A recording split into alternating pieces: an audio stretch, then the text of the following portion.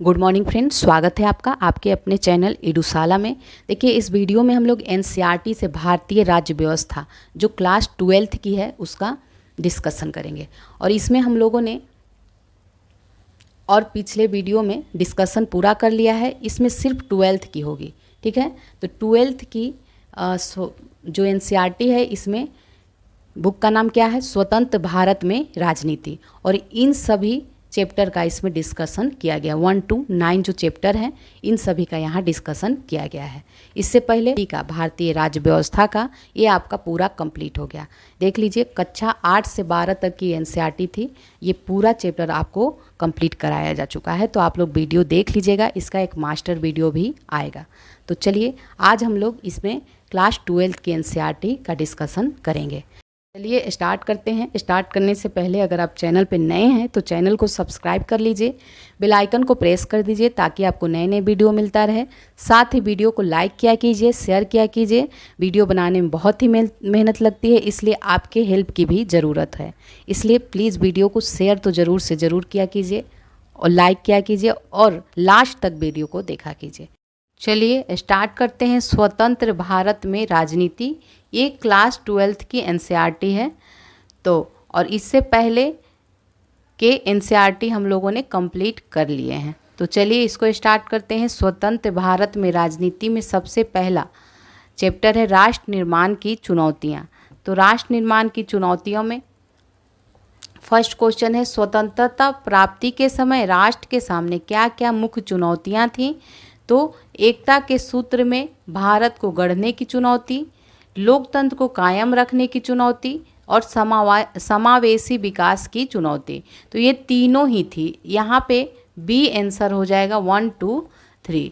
तो स्वतंत्रता प्राप्ति के समय राष्ट्र के सामने मुख्यतः एकता के सूत्र में भारत को गढ़ने की, लोकतंत्र को कायम रखने की और समावेशी विकास की चुनौतियाँ थी। आतंकवाद तत्कालीन चुनौती नहीं थी, उस समय आतंकवाद नहीं, तत्कालीन चुनौती नहीं था।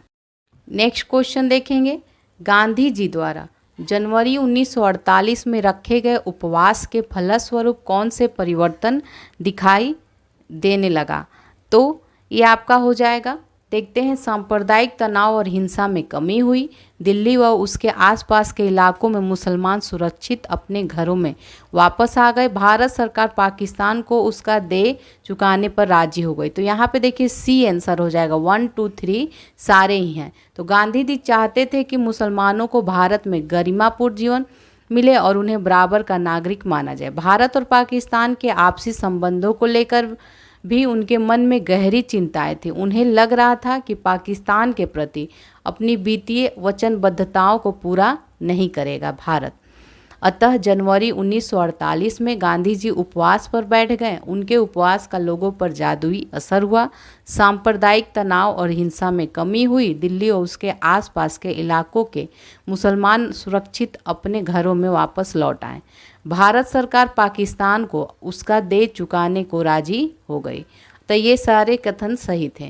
निम्नलिखित कथनों पर विचार करना है और इसमें कौन सा सत्य है, असत्य बताना है, ठीक है। तो यहाँ पे देखिए,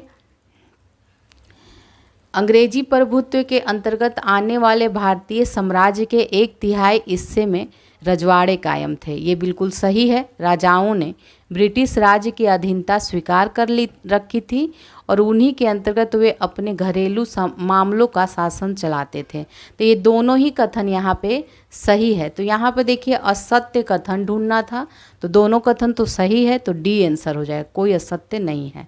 तो दोनों ही कथन सही है, यही दिया हुआ है। अंग्रेजी प्रभुत्व के अंतर्गत आने वाले भारतीय साम्राज्य के 1/3 हिस्से में रजवाड़े कायम थे और राजाओं ने ब्रिटिश राज्य की अधीनता स्वीकार कर रखी थी।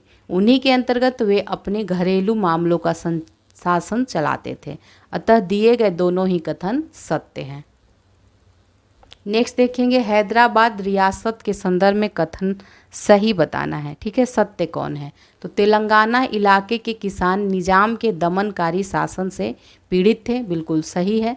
निजाम के शासन में महिलाओं पर अत्यंत जुल्म किए गए। निजाम के विरुद्ध छिड़े आंदोलन में कम्युनिस्ट और हैदराबाद कांग्रेस अग्रिम पंक्ति में थे। तो यहाँ पे सी आंसर हो जाएगा, तीनों ही इसका आंसर हो जाएगा सत्य।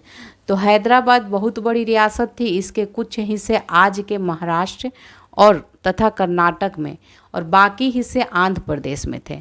हैदराबाद के शासक को निजाम कहा जाता था। वह दुनिया के सबसे दौलतमंद लोगों में शुमार था। आज़ादी के बाद हैदराबाद की रियासत के लोगों के बीच निजाम के शासन के खिलाफ एक आंदोलन ने जोर पकड़ा।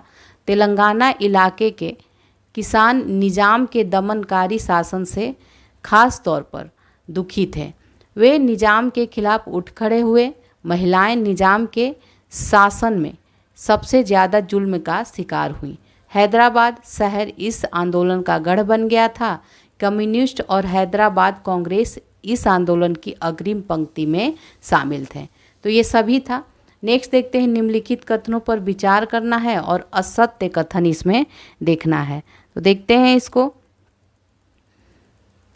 सन 1920 में कांग्रेस के नागपुर अधिवेशन में राज्यों के भाषाई आधार पर गठन के सिद्धांत को स्वीकार किया गया था, बिल्कुल सही है।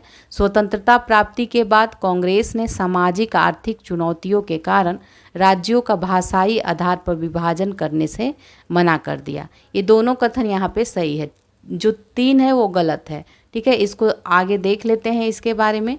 तो 1920 में कांग्रेस के नागपुर अधिवेशन में राज्यों के भाषाई आधार पर गठन के सिद्धांत को स्वीकार किया गया तथा अनेक कांग्रेस समितियों को भाषाई इलाके के आधार पर बनाया गया था। स्वतंत्रता प्राप्ति के बाद कांग्रेस ने सामाजिक आर्थिक चुनौतियों के कारण राज्यों का भाषाई आधार पर विभाजन करने से मना कर दिया गया। उस समय नेताओं का मानना था कि भाषावार राज्यों के गठन से दूसरी सामाजिक आर्थिक चुनौतियों से ध्यान हट सकता है, जबकि देश इन चुनौतियों की चपेट में है।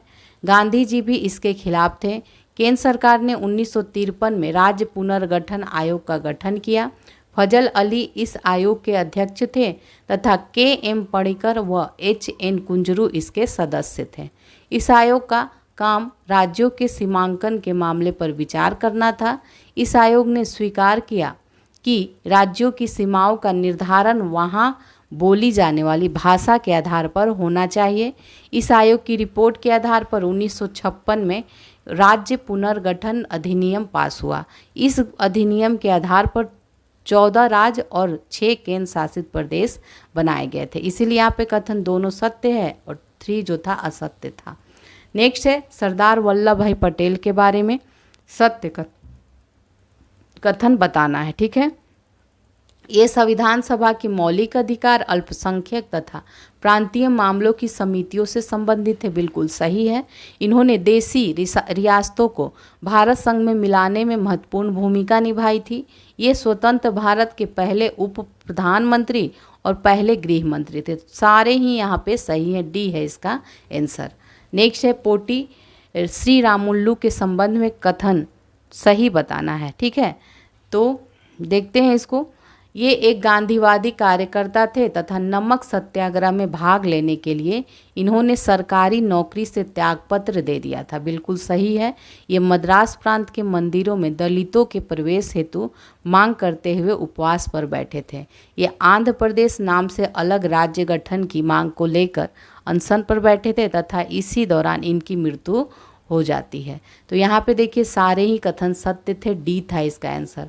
तो पोटी श्री रामुलु जो थे गांधीवादी कार्यकर्ता थे। नमक सत्याग्रह में भाग लेने के लिए इन्होंने सरकारी नौकरी से त्यागपत्र दे दिया था। 1946 में ये मद्रास प्रांत के मंदिरों में दलितों के प्रवेश हेतु मांग करते हुए उपवास पर बैठे थे।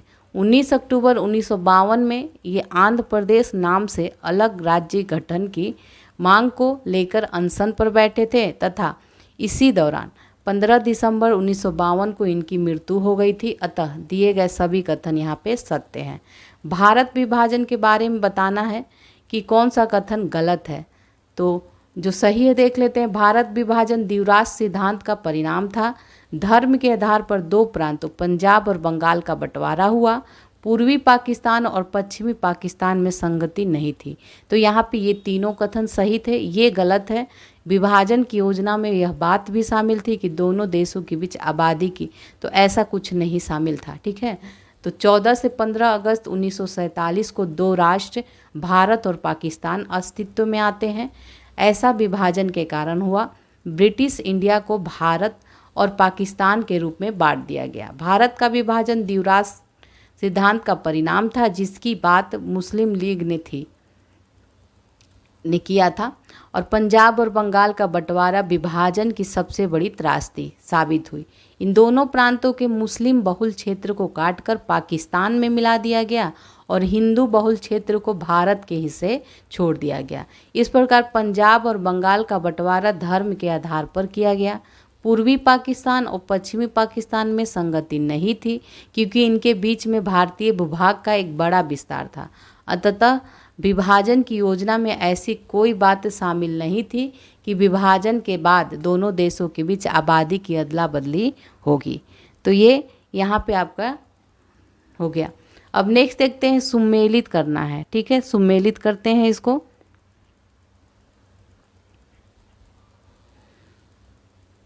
छोटा कर लेते हैं, चलिए तो इसको देखते हैं।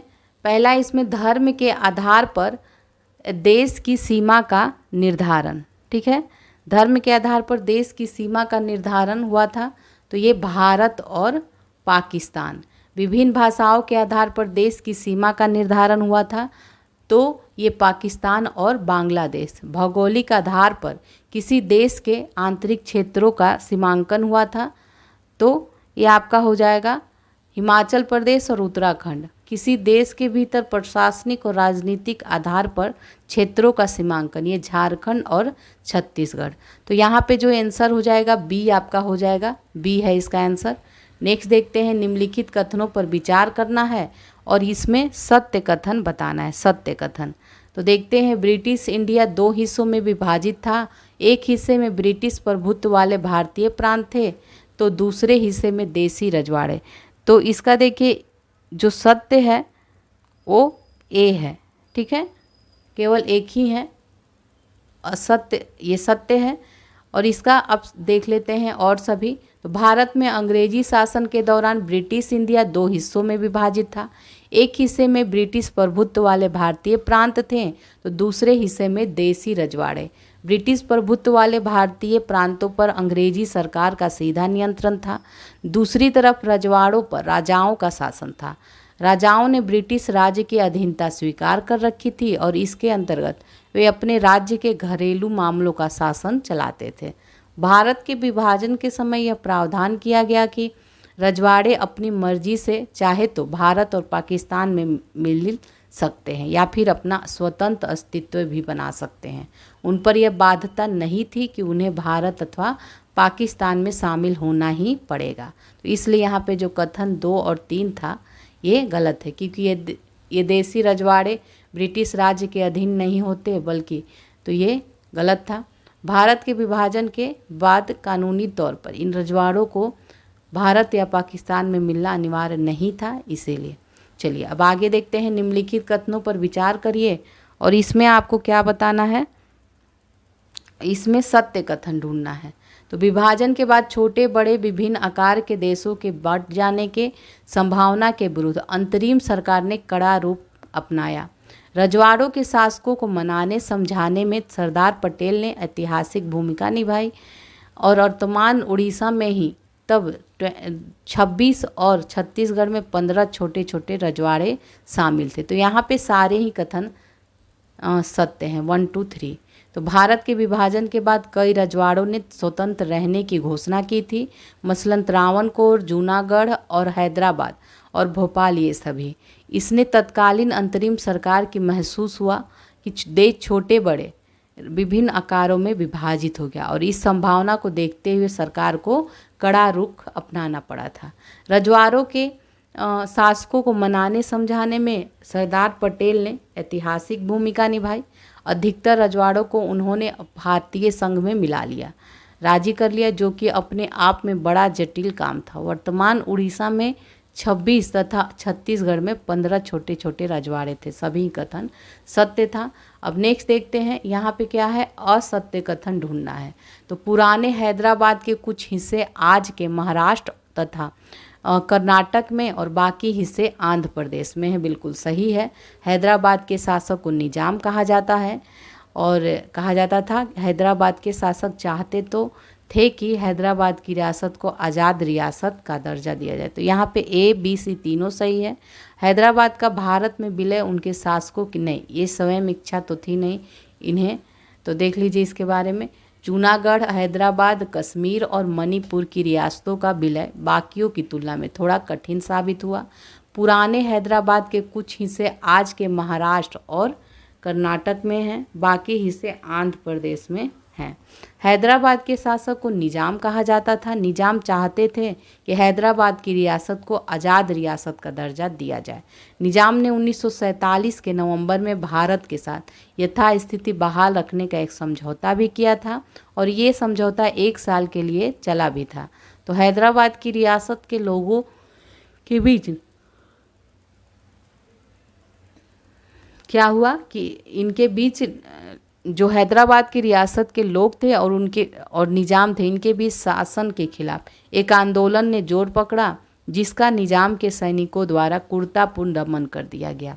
गैर मुस्लिमों को खास तौर पर निशाना बनाया गया। इसे देखते हुए 1948 में सितंबर में भारतीय सेना निजाम के सैनिकों पर काबू पाने के लिए हैदराबाद आ पहुंची और कुछ दिनों के बाद रुक कर लड़ाई चली। इसके बाद निजाम ने आत्मसमर्पण कर दिया।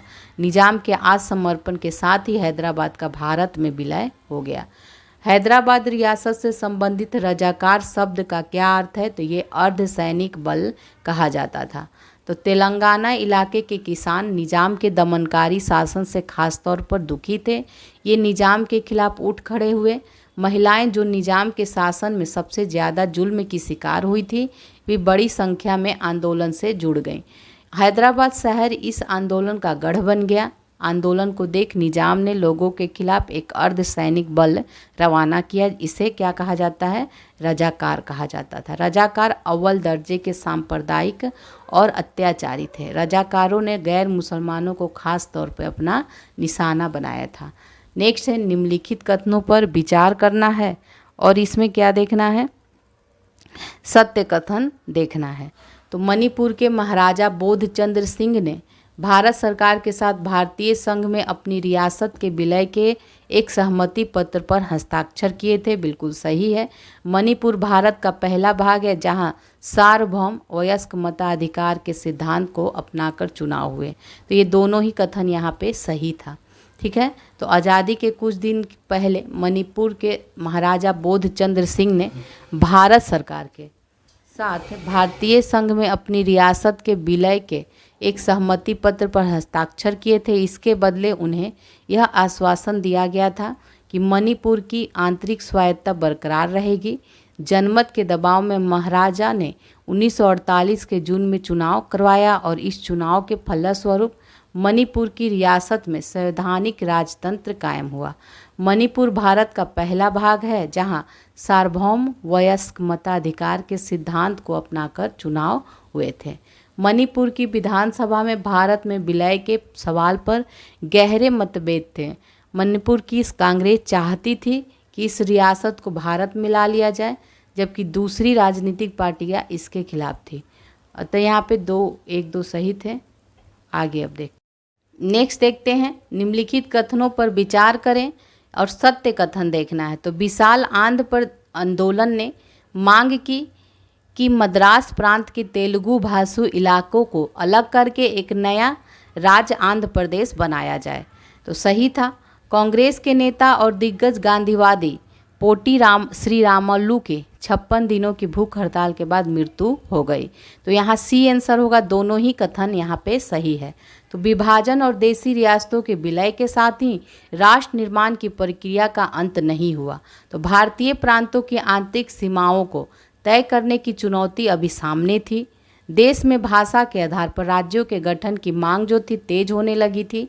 इसी दौरान विशाल आंध्र आंदोलन ने मांग किया कि मद्रास प्रांत के तेलुगु भाषी इलाकों को अलग करके एक नया राज्य आंध्र प्रदेश बनाया जाए। तेलुगु भाषी क्षेत्र की लगभग सारी राजनीतिक शक्तियां मद्रास प्रांत के भाषाई पुनर्गठन के पक्ष में थी। केंद्र सरकार हाँ ना की दुविधा में थी और उसकी इन मनोदशा ने आंदोलन में जोर पकड़ लिया। इसी दौरान कांग्रेस के दिग्गज गांधीवादी नेता पोट्टी श्री रामालू अनिश्चितकालीन भूख हड़ताल पर बैठ गए, जिससे 56 दिनों की भूख हड़ताल से उनकी मृत्यु हो जाती है और इससे बड़ी अव्यवस्था फैली और आंध्र प्रदेश में जगह जगह हिंसक घटनाएं हुई। लोग बड़ी संख्या में सड़कों पर निकल आए। पुलिस फायरिंग में अनेक लोग घायल हुए, मारे गए। आखिरकार 1952 के दिसंबर में प्रधानमंत्री ने आंध्र प्रदेश नाम से अलग राज्य बनाने की घोषणा कर दी। तो हो गया। अब नेक्स्ट देखते हैं राज्य पुनर्गठन आयोग से संबंधित कथन पे बताना है, इसमें कौन सा कथन असत्य है। ठीक है, तो केंद्र सरकार ने 1953 में राज्य पुनर्गठन आयोग बनाया था, ये बिल्कुल सही है।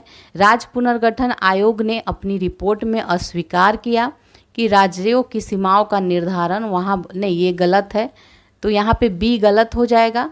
और इस आयोग की रिपोर्ट के आधार पर 1956 में राज्य पुनर्गठन अधिनियम पास हुआ था।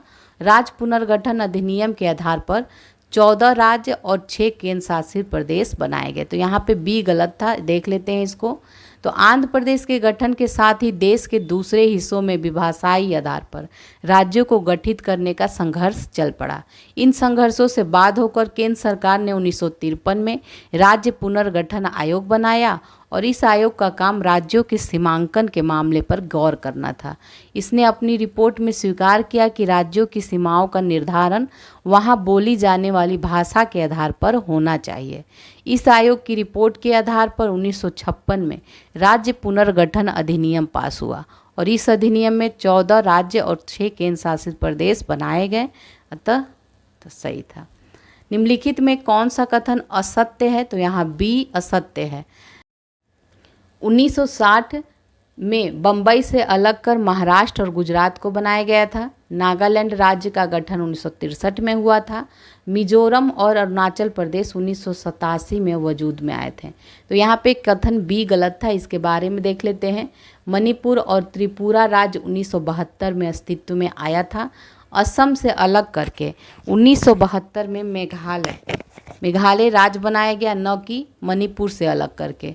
तो कथन बी इसमें असत्य था क्योंकि ये 1972 में बना, बाकी तीनों कथन यहाँ पे सही थे। 1966 में पंजाबी भाषी इलाके को पंजाब राज्य का दर्जा बना दिया गया और बेहतर पंजाब से अलग करके हरियाणा और हिमाचल प्रदेश नाम के राज्य बनाए गए। अब देखिए ये चैप्टर कंप्लीट हो गया। नेक्स्ट चैप्टर है एक दल के प्रभुत्व का दौर, ये नेक्स्ट चैप्टर है। तो इसमें देखिए क्या करना है। पहला क्वेश्चन है इसमें, स्वतंत्रता पश्चात बने अंतरिम मंत्रिमंडल में निम्नलिखित कथनों में कौन सी शख्सियत शामिल थी। तो कौन कौन शामिल थे अंतरिम मंत्रिमंडल में, ये देखना है। तो रफ़ी अहमद किदवई बिल्कुल, राजकुमारी अमृत कौर भी थी, जॉन मथाई, जगजीवन राम भी थे और गोपाला स्वामी आयंगर, श्री गाडगिल, ये सारे ही थे। तो यहाँ पे डी आंसर हो जाएगा, सारे ही शामिल थे। तो स्वतंत्रता पश्चात बने अंतरिम जो मंत्रिमंडल बना था उसमें रफ़ी अहमद किदवई, बलदेव सिंह, मौलाना अबुल कलाम आज़ाद, सी राजगोपालाचारी, सरदार पटेल, राजकुमारी अमृत कौर, जॉन मथाई, जगजीवन राम, श्यामा प्रसाद मुखर्जी, गोपाल स्वामी आयंगर, श्री गाडगिल, जयराम दौलत राम ये थे और श्री नियोगी अंबेडकर, जेएल नेहरू, ये सभी शामिल थे। नेक्स्ट है डॉक्टर भीमराव अंबेडकर के बारे में कथनों पर विचार करना है और यहाँ पे क्या देखना है, असत्य नहीं है बताना है। तो वह इंडिपेंडेंट लेबर पार्टी के संस्थापक थे। वह द्वितीय विश्व युद्ध के दौरान वायसराय की काउंसिल में सदस्य थे। वह आज़ादी के बाद नेहरू के मंत्रिमंडल में कानून मंत्री थे। हिंदू कोड बिल के मुद्दे पर असहमत होकर इन्होंने मंत्री पद से त्यागपत्र दे दिया था। जीवन के अंतिम वर्षों में इन्होंने बौद्ध धर्म अपना लिया था। ये सारे ही कथन यहाँ पे सही था। ठीक है, उपयुक्त सभी जो है असत्य नहीं है, सारे ही क्या हैं, सत्य हैं। तो भीमराव अंबेडकर के बारे में दिए गए सभी कथन सत्य थे। इन्होंने इंडिपेंडेंट लेबर पार्टी की स्थापना की थी। बाद में इन्होंने शेड्यूल कास्ट फेडरेशन की स्थापना की थी। ये द्वितीय विश्व युद्ध के दौरान वायसराय की काउंसिल में सदस्य थे। यह संविधान की प्रारूप समिति के अध्यक्ष भी थे। ये आज़ादी के बाद नेहरू मंत्रिमंडल में कानून मंत्री थे। इन्होंने हिंदू कोड बिल के मुद्दे पर अपनी असहमति दर्ज कराते हुए मंत्री पद से इस्तीफा दे दिया था और जीवन के अंतिम वर्षों में इन्होंने बौद्ध धर्म अपना लिया था। नेक्स्ट देखते हैं कम्युनिस्ट पार्टी ऑफ इंडिया के बारे में कथन बताना है। कम्युनिस्ट पार्टी ऑफ इंडिया के बारे में बताना है, तो देखते हैं इसमें क्या बताना है। असत्य बताना है। तो इसके संस्थापक रूस की बोल्शेविक क्रांति से प्रेरित थे, ये सही है। साम्यवादी ने द्वितीय विश्व युद्ध में नाजी जर्मनी के खिलाफ लड़ रहे ब्रिटेन का विरोध करने का निर्णय किया, तो ये गलत है यहाँ पे। ठीक है, और गैर कांग्रेसी पार्टियों के विपरीत इस दल के पास आज़ादी के समय एक सुचारू पार्टी मशीनरी समर्पित काडर मौजूद था। इस दल ने स्वतंत्रता उपरांत तेलंगाना में हिंसक विद्रोह को बढ़ावा दिया था। तो यहाँ पे केवल 2 ही गलत था, ए है इसका आंसर, केवल 2 हो जाएगा। इसको देख लेते हैं। 1920 की दशक के शुरुआती समय में भारत के विभिन्न हिस्सों में साम्यवादी समूह उभरे। ये रूस की बोल्शेविक क्रांति से प्रेरित थे। साम्यवादियों ने नाजी जर्मनी के खिलाफ लड़ रहे ब्रिटेन को समर्थन दिया। दूसरी गैर कांग्रेस पार्टियों के विपरीत कम्युनिस्ट पार्टी ऑफ इंडिया के पास आज़ादी के समय एक सुचारू मशीनरी और समर्पित कैडर मौजूद था। आज़ादी के तुरंत बाद भारतीय कम्युनिस्ट पार्टी का विचार था कि 1947 में सत्ता का जो हस्तांतरण हो वह सच्ची आज़ादी नहीं है। इस विचार के साथ पार्टी ने तेलंगाना में हिंसक विद्रोह को बढ़ावा दिया। तो ये हो गया। अब नेक्स्ट देखते हैं, भारत में सबसे पहले कम्युनिस्ट पार्टी की सरकार किस राज्य में बनी थी? तो ये केरल में बनी थी। कम्युनिस्ट पार्टी केरल में बनी थी और साथ ही यह पहला अवसर था जब एक कम्युनिस्ट पार्टी की सरकार भारत में चुनी गई थी। नेक्स्ट है भारतीय जनसंघ के बारे में बताना है। ठीक है, तो भारतीय जनसंघ के बारे में सत्य कथन यहाँ पे देखना है। तो श्यामा प्रसाद मुखर्जी इसके संस्थापक अध्यक्ष थे। जनसंघ ने अंग्रेजों को हटाकर हिंदी को राजभाषा बनाने के आंदोलन की अगुवाई की, बिल्कुल सही है।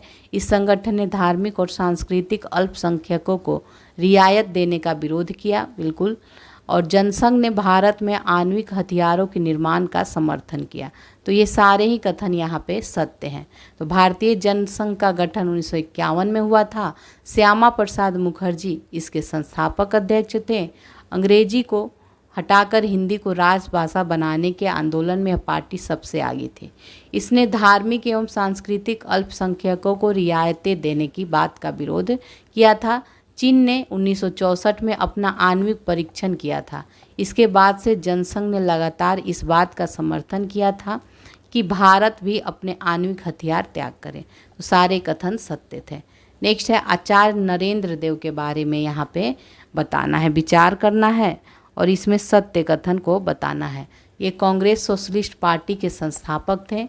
इन्होंने आज़ादी के बाद सोशलिस्ट पार्टी का और बाद में प्रजा सोशलिस्ट पार्टी का नेतृत्व किया। ये बौद्ध धर्म के विद्वान थे तथा इन्होंने किसान आंदोलन में भी भूमिका निभाई थी। सारे ही कथन यहाँ पे सत्य हैं।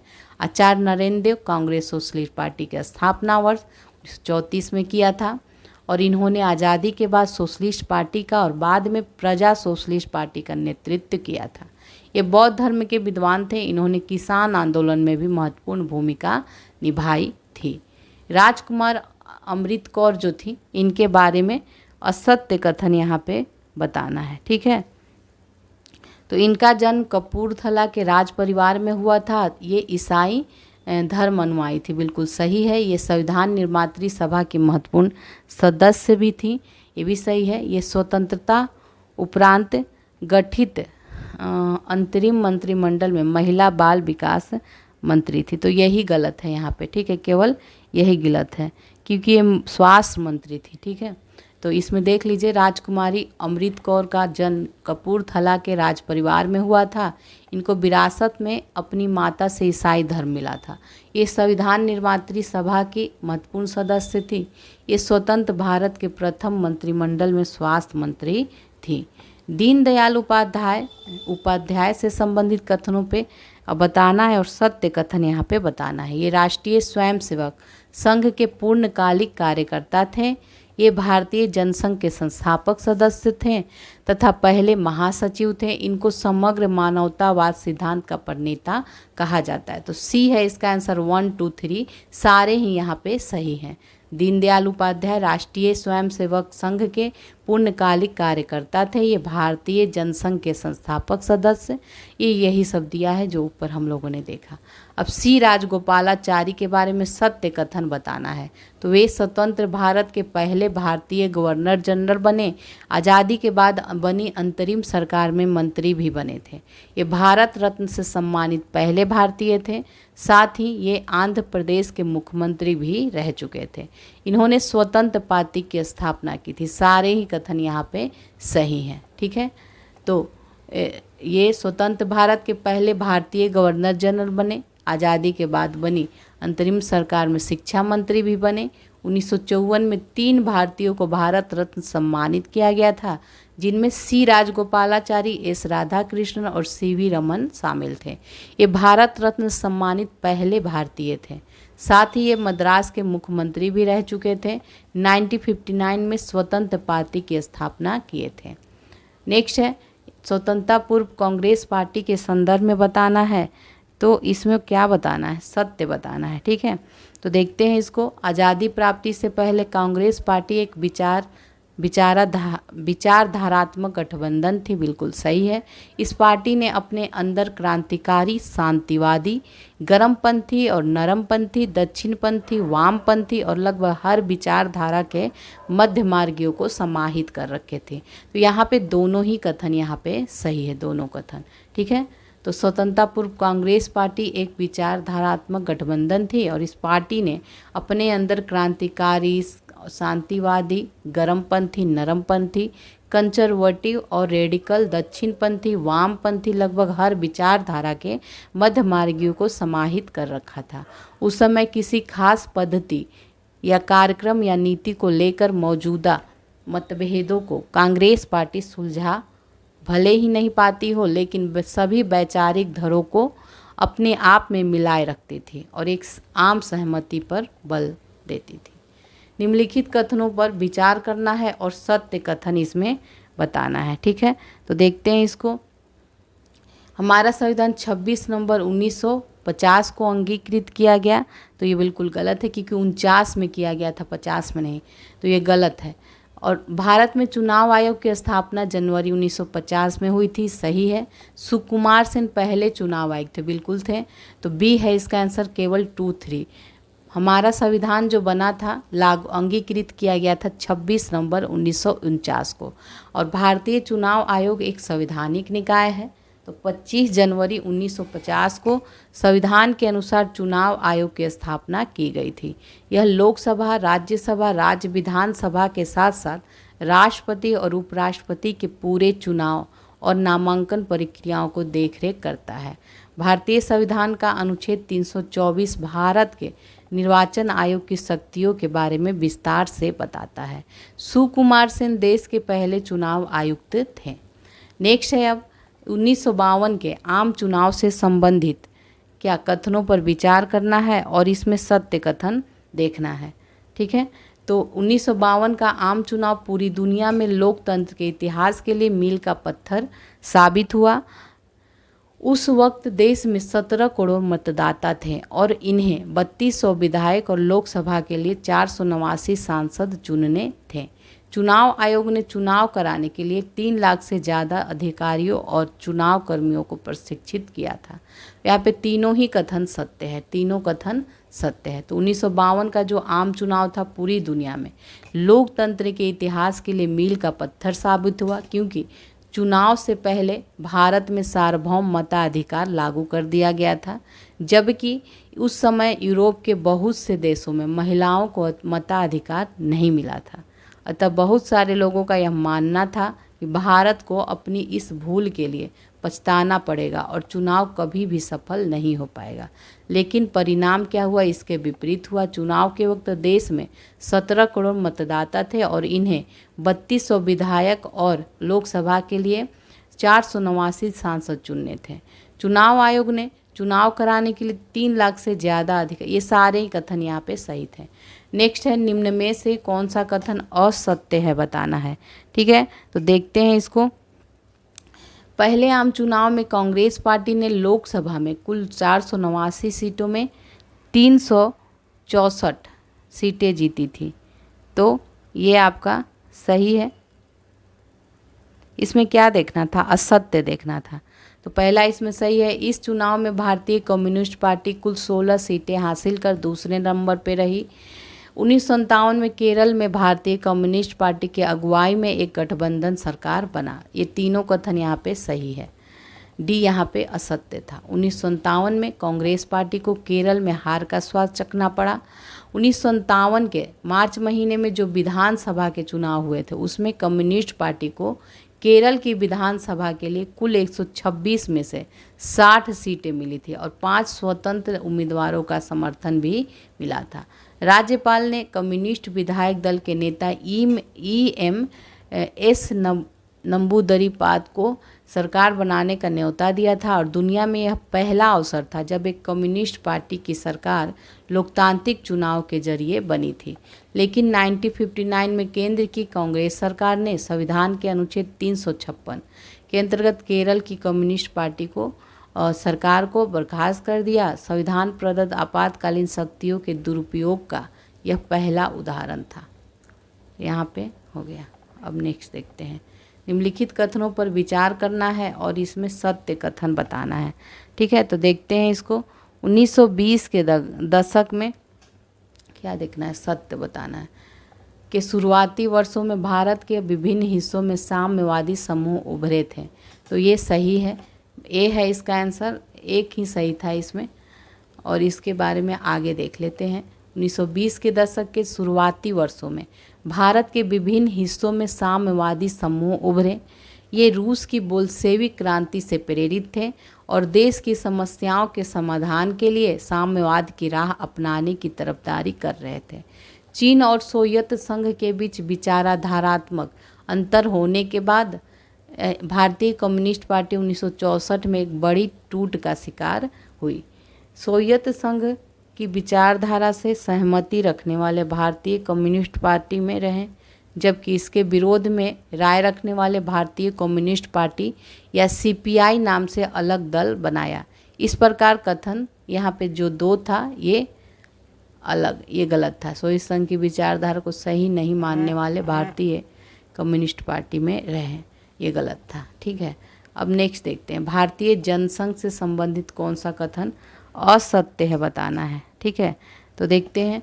भारतीय जनसंघ का गठन 1951 में हुआ था, सही है। जनसंघ ने एक देश, एक संस्कृति और एक राष्ट्र के विचार पर जोर दिया था।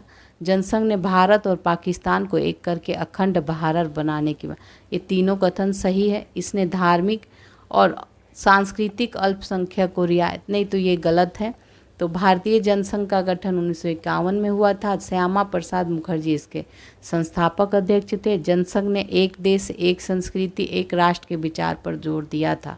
इनका मानना था कि भारतीय संस्कृति और परंपरा के आधार पर देश आधुनिक, प्रगतिशील और ताकतवर बन सकता है। जनसंघ ने भारत और पाकिस्तान को एक करके अखंड भारत बनाने की बात कही थी। इसने धार्मिक और सांस्कृतिक अल्पसंख्यकों को रियायत देने की बात का समर्थन नहीं बल्कि विरोध किया था। तो इसीलिए यहाँ पे डी गलत था। नेक्स्ट अब देखते हैं। स्वतंत्र पार्टी से संबंधित कथनों पर यहाँ विचार करना है। ठीक है, तो देखते हैं। फर्स्ट है, स्वतंत्र पार्टी चाहती थी कि सरकार अर्थव्यवस्था में कम से कमतर हस्तक्षेप करे, तो ये सही है। यह पार्टी गुट निरपेक्षता की नीति और सोवियत संघ से दोस्ताना रिश्ते कायम रखने को सही मानती थी। तो देखिए ये यहाँ पे गलत हो जाएगा, 2 जो है गलत है। थर्ड क्या है, इस पार्टी की तरफ मुख्य रूप से जमींदार और राजे महाराजे आकर्षित हुए। तो यहाँ पे ये 3 सही है। तो यहाँ पे देखिए ये सी आंसर हो जाएगा, 1 और 3 जो है यहाँ पे सही है। तो कांग्रेस के नागपुर अधिवेशन में जमीन की हदबंदी, खाद्यान्न के व्यापार, सरकारी अधिग्रहण और सहकारी खेती का प्रस्ताव पास हुआ था, जिसके बाद 1959 के अगस्त में स्वतंत्र पार्टी अस्तित्व में आई थी। इस पार्टी का नेतृत्व किसने? सी राजगोपालाचारी, के एम मुंशी, एन जी रंगा और मीनू मसानी के द्वारा किया गया था। स्वतंत्र पार्टी चाहती थी कि सरकार अर्थव्यवस्था में कम से कम हस्तक्षेप करे। इनका मानना था कि समृद्धि सिर्फ व्यक्तिगत स्वतंत्रता के जरिए आ सकती है। यह पार्टी गुट निरपेक्षता की नीति और सोवियत संघ से दोस्ताना रिश्ते कायम करने को भी गलत मानती थी। इसने संयुक्त राज्य अमेरिका से नज़दीकी संबंध बनाने की वकालत की थी। ये सभी स्वतंत्र पार्टी के बारे में बात हो रही है। भूमि सुधार कानूनों से जमींदारों और राजे महाराजे की मिल्कियत और हैसियत पर खतरा मंडरा रहा था, इसीलिए इससे बचने के लिए इन लोगों ने स्वतंत्र पार्टी का दामन थामा था। तो इस तरह यहाँ पे सी आंसर था। नेक्स्ट देखते हैं, इसको मिलाना है। तो नेताओं के नाम और दलों के नाम दिए हुए हैं। तो देख लेते हैं। एस ए डांगे किससे संबंधित है? भारतीय कम्युनिस्ट पार्टी से संबंधित है। श्यामा प्रसाद मुखर्जी, ये आपके भारतीय जनसंघ से संबंधित है। मीनू मसानी, ये प्रजा सोशलिस्ट पार्टी, मीनू मसानी जो है, देखिए यहाँ पे मीनू मसानी जो है ये स्वतंत्र पार्टी संबंधी, अभी तो हम लोगों ने देखा स्वतंत्र। अशोक मेहता प्रजा सोशलिस्ट पार्टी से संबंधित है और इसका 4 है, इसका 1 है, तो ये हो जाएगा। तो इसका आंसर देखिए बी हो जाएगा, ये आप देख रहे हैं। अब नेक्स्ट देखते हैं। नेक्स्ट चैप्टर है नियोजित विकास की राजनीति। ठीक है, तो निम्न में से कौन सी संस्था जो है अब अस्तित्व में नहीं है? तो आप जाहिर सी बात है जानते हैं, योजना आयोग। योजना आयोग को हटा दिया गया, ख़त्म कर दिया गया है। अब 1 जनवरी उसके स्थान पे 1 जनवरी 2015 को योजना आयोग के स्थान पर नीति आयोग का गठन किया गया है। योजना आयोग अब अस्तित्व में नहीं है। बॉम्बे प्लान क्या है, इसके विचार करना है। तो यह उद्योगपतियों के एक समूह ने इसका निर्माण किया था, बिल्कुल सही है। देश में नियोजित अर्थव्यवस्था चलाने के लिए यह एक संयुक्त प्रस्ताव था, ये भी सही है। इसकी मंशा थी कि सरकार औद्योगिक एवं अन्य आर्थिक निवेश के क्षेत्रों में बड़े कदम उठाए। तो ये आपका ये सारा सही है, डी है इसका आंसर। ठीक, बॉम्बे प्लान जो था 1944 में उद्योगपतियों के एक समूह ने इसका निर्माण किया था और यह देश में नियोजित अर्थव्यवस्था चलाने के लिए एक संयुक्त प्रस्ताव था। इसकी मंशा क्या थी कि इसके माध्यम से सरकार औद्योगिक एवं अन्य आर्थिक निवेश के क्षेत्रों में बड़े कदम उठाए। ठीक है, अब आगे देखते हैं। प्रथम पंचवर्षीय योजना के बारे में निम्नलिखित कथनों पर विचार करना है और तो देखते हैं, इसमें सत्य कथन देखना है। तो इस योजना को बनाने वाले के.एन. राज शामिल थे, तो बिल्कुल सही है। इस योजना में कृषि क्षेत्र पर अधिक ध्यान दिया गया, ये भी सही है।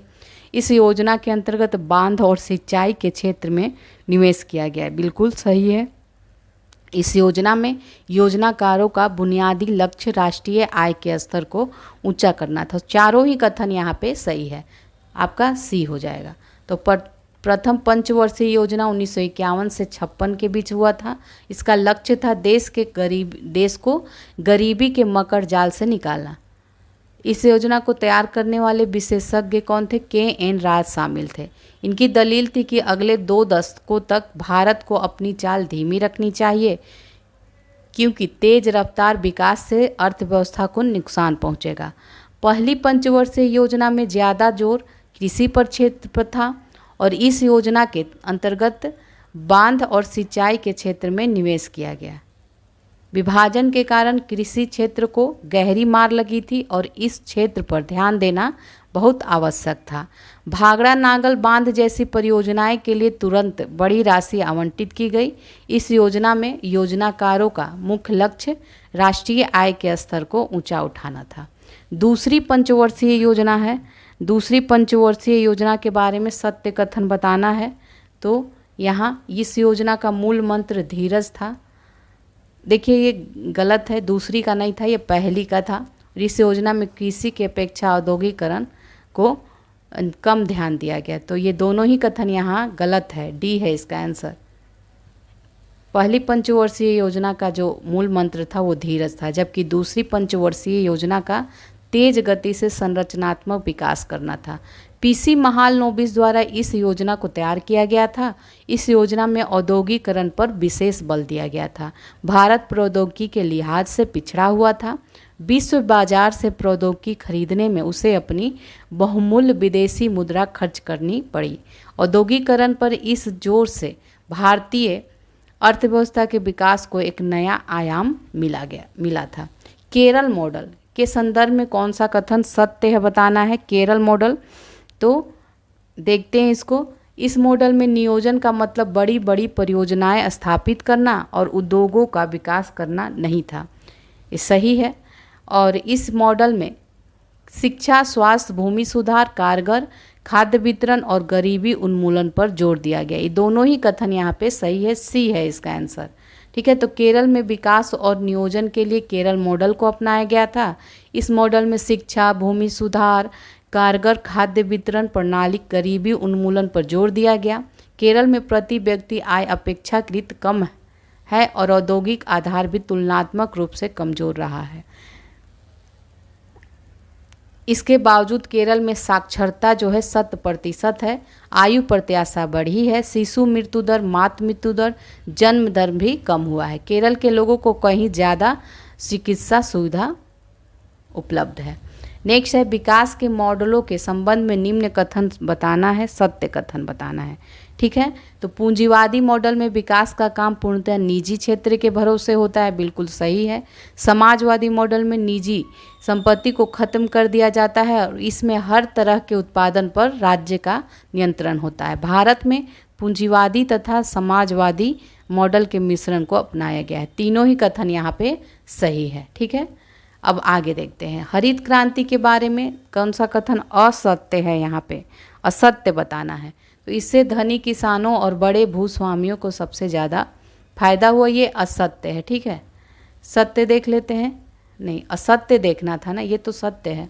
इससे धनी किसानों और बड़े भूस्वामियों को सबसे ज़्यादा फायदा हुआ, तो ये बिल्कुल सही है। इस क्रांति से खेतिहर पैदावार में सामान्य किस्म का इजाफा हुआ। इससे गरीब किसानों और भूस्वामियों के बीच का अंतर कम हुआ, ये असत्य है। ठीक है, तो ये नहीं हुआ, ये गलत है। इसके कारण कृषि में मझोले दर्जे के जो किसान यानी मध्यम श्रेणी के भूस्वामित्व वाले किसानों का उभार हुआ, ये सही है। तो यहाँ पे केवल 3 गलत है, ए है इसका आंसर, बाकी सारे सही हैं। तो हरित क्रांति से धनी किसानों और बड़े भूस्वामियों को सबसे ज़्यादा फायदा हुआ था। इस क्रांति से खेतिहर पैदावार में सामान्य किस्म का इजाफा हुआ, इसलिए कथन 3 असत्य था। अब हरित क्रांति के फलस्वरूप गरीब किसानों और भूस्वामियों के बीच का अंतर और मुखर हो गया। इसके कारण कृषि में मझोले दर्जे के किसानों यानी मध्यम श्रेणी के भूस्वामित्व वाले किसानों का उभार हुआ। ऑपरेशन फ्लड के बारे में असत्य बताना है। यहाँ पे असत्य कौन सा है, इसको श्वेत क्रांति कहते हैं, तो सही है। यह एक ग्रामीण विकास कार्यक्रम था, बिल्कुल सही है। और यहाँ पे इसमें केवल डेयरी कार्यक्रम को, ये गलत है, यहाँ पे बी आंसर हो जाएगा, ये असत्य है। क्यों है देख लेते हैं। तो मिल्क मैन ऑफ इंडिया नाम से मशहूर वर्गीज कुरियन ने गुजरात सहकारी दुग्ध एवं विपणन परिसंघ के विकास में केंद्रीय भूमिका निभाई। अमूल की शुरुआत की। ग्रामीण विकास और गरीबी उन्मूलन के लिहाज से अमूल नाम का सहकारी आंदोलन एक अनूठा मॉडल है। इसने श्वेत क्रांति के नाम से एक ग्रामीण विकास कार्यक्रम 1970 में शुरू किया। ऑपरेशन फ्लड के अंतर्गत सहकारी दुग्ध उत्पादकों को उत्पादन और विपणन के एक राष्ट्रव्यापी तंत्र से जोड़ा गया। ऑपरेशन फ्लड सिर्फ डेयरी कार्यक्रम नहीं था, इस कार्यक्रम में डेयरी के काम के विकास के एक तरीके के रूप में अपनाया गया ताकि ग्रामीण लोगों को रोजगार का अवसर प्राप्त हो सके। इससे आमदनी बढ़ी और गरीबी दूर हो, ये सभी था। पीसी महालनोबिस के संदर्भ में निम्न कथनों पर विचार करना है। देखते हैं इसको। इसमें सत्य कथन देखना है। ठीक है, तो इसको देखते हैं।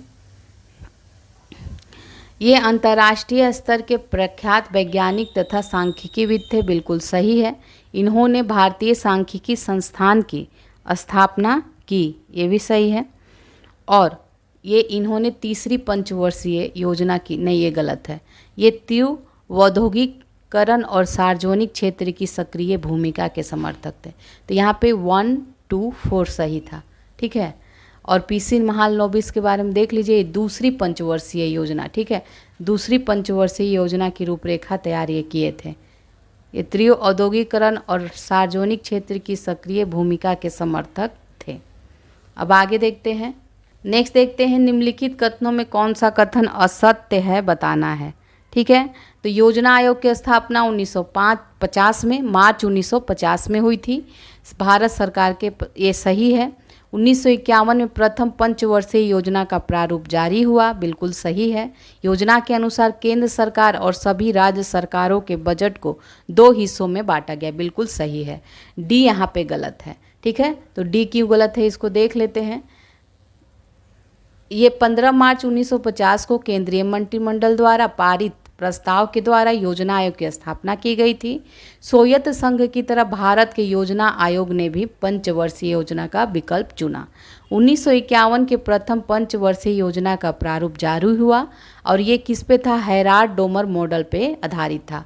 पंचवर्षीय योजना के अनुसार केंद्र सरकार और सभी राज्य सरकारों के बजट को 2 हिस्सों में बांटा गया। एक हिस्सा गैर योजना व्यय का था और दूसरा हिस्सा योजना व्यय का था। चौथी पंचवर्षीय योजना 1966 से चालू हुई थी, ठीक है, से चालू हुई थी, हुई नहीं थी, ये होनी तो थी लेकिन हुई नहीं थी। लेकिन 1965 में जो पाकिस्तान से युद्ध छिड़ गया था, जिसके कारण इसमें व्यवधान आया। लगातार 2 साल के सूखे, मुद्रा का अवमूल्यन, कीमतों में वृद्धि और संसाधनों के क्षरण के कारण योजना प्रक्रिया बाधित हुई। 1966 से 1969 के बीच 3 वार्षिक योजनाओं के बाद चौथी पंचवर्षीय योजना की शुरुआत कब होती है, ये 1969 में होती है। प्रथम पंचवर्षीय योजना के संबंधित कथनों पर विचार करना है और इसमें क्या सत्य बताना है। सत्य कौन सा है देखते हैं। तो प्रथम पंचवर्षीय योजना की कोशिश देश को गरीबी के मकर जाल से निकालने के लिए की गई थी, बिल्कुल सही है।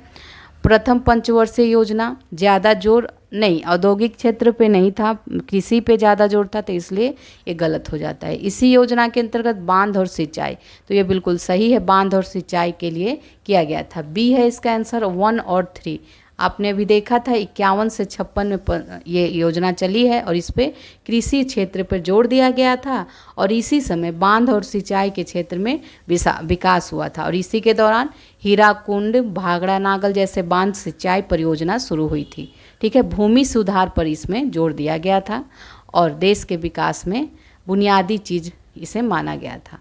दूसरी पंचवर्षीय योजना के बारे में कौन सा कथन सत्य है बताना है। तो देखते हैं, दूसरी पंचवर्षीय योजना में भारी उद्योगों के विकास पर जोर दिया गया था, जो बिल्कुल सही है। सरकार ने देसी उद्योगों को संरक्षण देने के लिए आयात पर भारी शुल्क लगाया, ये भी सही है। पीसी महालनोबिस के नेतृत्व में अर्थशास्त्रियों और योजनाओं की एक टोली ने यह योजना तैयार की थी, बिल्कुल तीनों ही सही है, ठीक है। तो दूसरी पंचवर्षीय योजना का जो डेट है 1956 से 61 रहा और ये पीसी महालनोबिस मॉडल पर आधारित था। इसका मुख्य लक्ष्य क्या था, देश के औद्योगिक विकास पर जोर देना था और सरकार ने देसी उद्योगों का संरक्षण के लिए आयात पर भारी शुल्क लगाया था, ठीक है।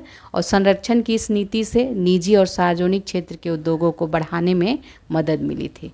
नेक्स्ट है, भारतीय अर्थव्यवस्था को निम्न में से कैसी अर्थव्यवस्था कहा जाता है। बिल्कुल ये मिश्रित अर्थव्यवस्था है। तो विकास के जो जाने माने मॉडल थे भारत ने उनमें से किसी को नहीं अपनाया। पूंजीवादी मॉडल में विकास का काम पूर्णतः निजी क्षेत्रों के भरोसे होता है, भारत ने ये रास्ता नहीं अपनाया। और भारत ने विकास समाजवादी मॉडल पे भी नहीं अपनाया क्योंकि इसमें निजी संपत्ति को खत्म कर दिया जाता है। इस तरह उत्पादन पर राज्य का नियंत्रण हो जाता है। इन दोनों की मॉडल की कुछ बातों को लेके भारत में मिलीजुली अर्थव्यवस्था बनाई गई, मिश्रित अर्थव्यवस्था। हरित क्रांति से संबंधित निम्नलिखित कथनों पर विचार करना है और इसमें क्या सत्य कथन बताना है। ठीक है, तो देखते हैं इसमें। इसके तहत सरकार ने उन इलाकों पर ज़्यादा संसाधन लगाने का फैसला किया जहां सिंचाई सुविधा मौजूद थी। सही है, सरकार ने उच्च गुणवत्ता के बीज, उर्वरक, कीटनाशक और बेहतर सिंचाई सुविधा अनुदानित मूल्य पर मुहैया कराया। दोनों ही कथन यहाँ पे सही है। ठीक है, तो सरकार द्वारा खाद्य सुरक्षा को सुनिश्चित करना था, इसलिए कृषि की एक नई नीति अपनाई।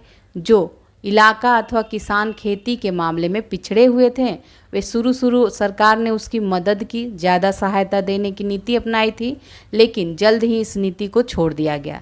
सरकार ने अब उन इलाकों पर ज़्यादा संसाधन लगाने का फैसला किया जहां सिंचाई की सुविधा मौजूद थी, जहां के किसान समृद्ध थे।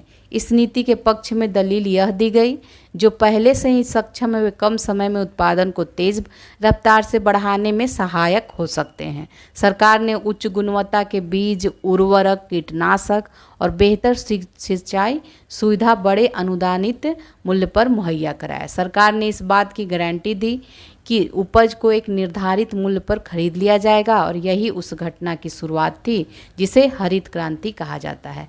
बॉम्बे प्लान के बारे में सत्य नहीं है जो बताना है, तो यह भारत के आर्थिक भविष्य का एक ब्लूप्रिंट था। बिल्कुल सही है। इसमें उद्योगों के ऊपर राज्य के स्वामित्व का समर्थन किया गया था, ये गलत है। इसकी रचना कुछ अग्रणी उद्योगपतियों ने की थी, ये भी सही है। इसमें नियोजन के विचार का पुरजोर समर्थन किया गया।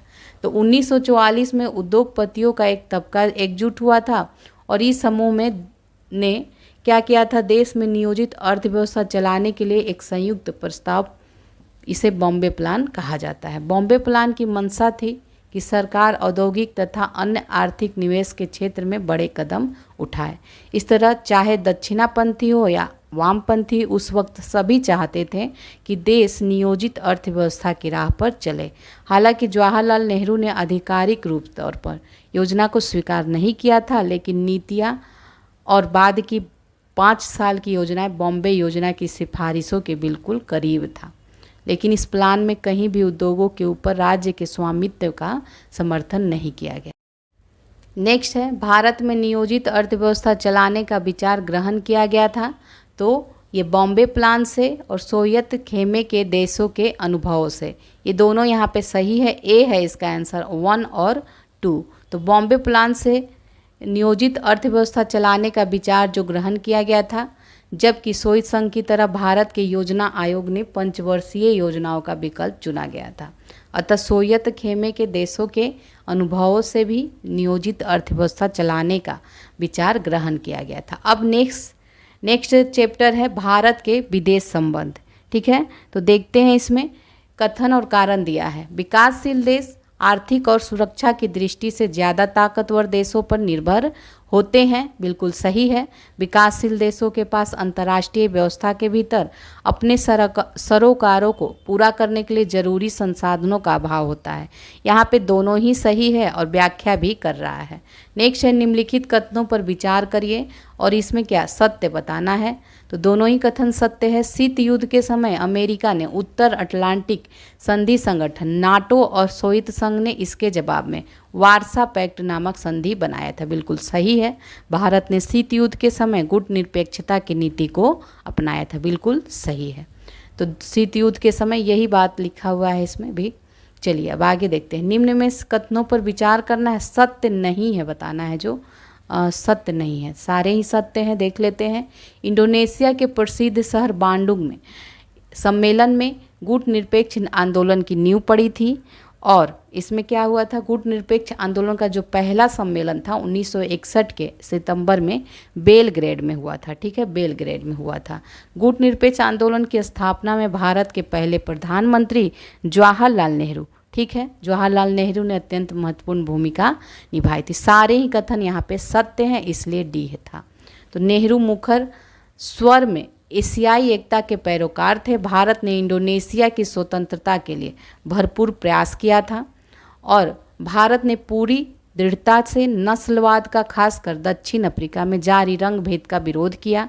इंडोनेशिया के शहर बांडुंग में एफ्रो एशियाई सम्मेलन 1955 में हुआ था और इसे बांडुक सम्मेलन भी कहा जाता है। बांडुक सम्मेलन में गुट निरपेक्ष आंदोलन की नींव पड़ी थी और गुट निरपेक्ष आंदोलन का जो पहला सम्मेलन हुआ था 1961 में सितंबर में बेलग्रेड में हुआ था। गुट निरपेक्ष आंदोलन की स्थापना भारत के पहले प्रधानमंत्री जवाहरलाल नेहरू अत्यंत महत्वपूर्ण भूमिका इनका था। ठीक है, अब आगे देखते हैं। निम्नलिखित कथनों पर विचार करना है और इसमें क्या सत्य कथन देखना है। तो चीनी क्रांति के बाद भारत चीन की कम्युनिस्ट सरकार को मान्यता नहीं देने वाले देशों में से एक था। तो ये तो नहीं है, ये तो गलत है। इसमें देखना क्या है, सत्य बताना है। ठीक है, तो ये सत्य नहीं है। भारत के प्रधानमंत्री जवाहरलाल नेहरू और चीन के प्रमुख नेता चाउ एन लाई ने संयुक्त रूप से अप्रैल 1954 में पंचशील सिद्धांतों, ये बिल्कुल सही है, सिद्धांतों की घोषणा इन्होंने किया था। तो केवल 2 यहाँ पे सही है।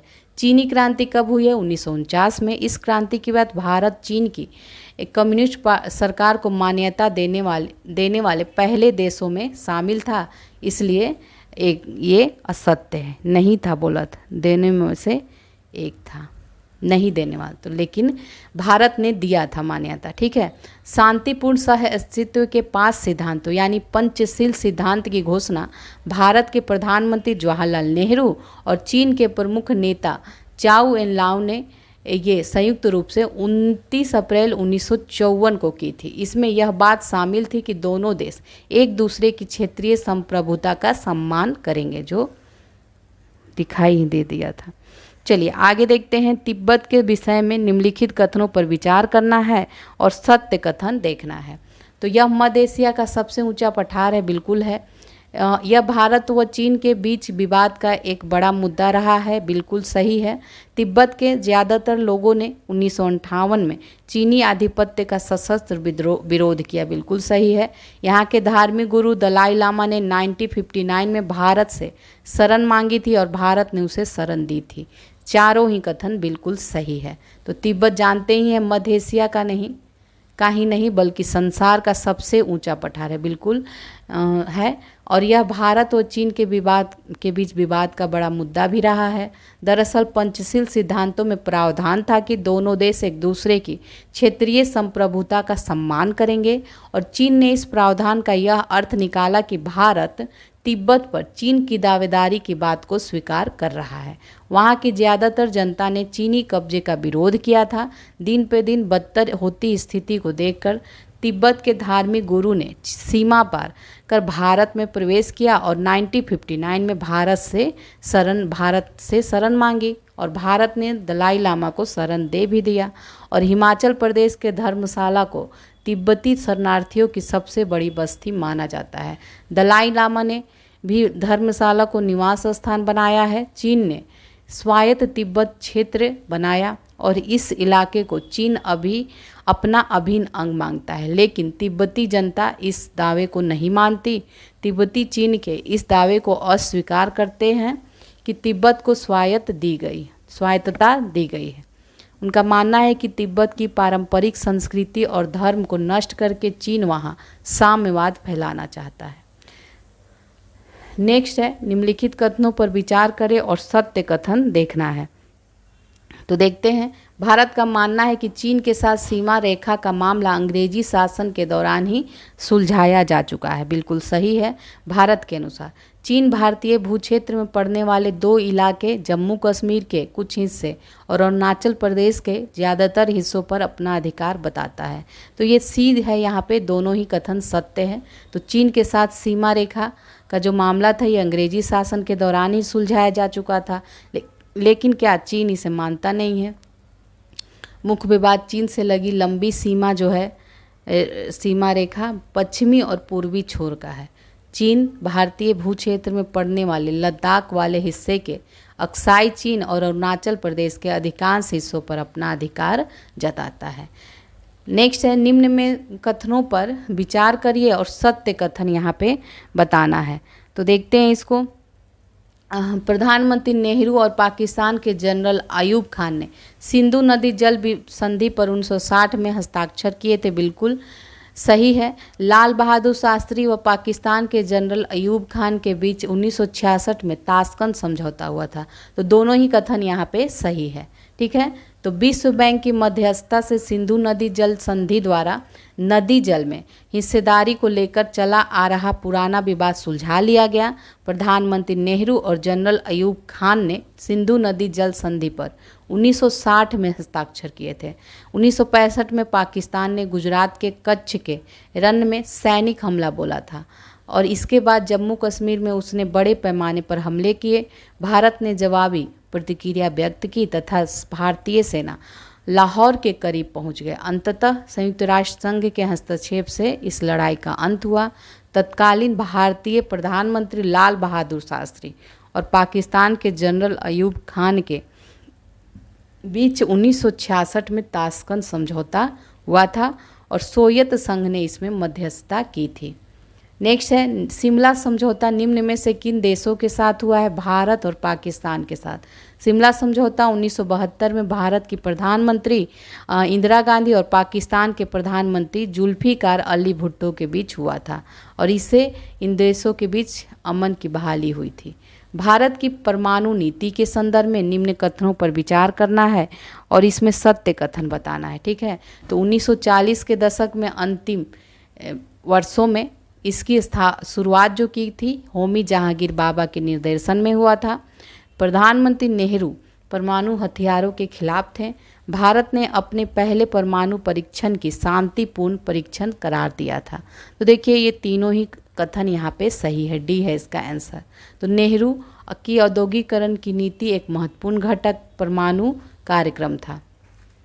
इसकी शुरुआत 1940 के दशक के अंतिम वर्षों में होमी जहांगीर भाभा के निर्देशन में हो चुका था। भारत शांतिपूर्ण उद्देश्यों के लिए अणु ऊर्जा बनाना चाहता था। नेहरू परमाणु हथियारों के खिलाफ थे। उन्होंने महाशक्तियों पर व्यापक परमाणु निशस्त्रीकरण के लिए जोर दिया।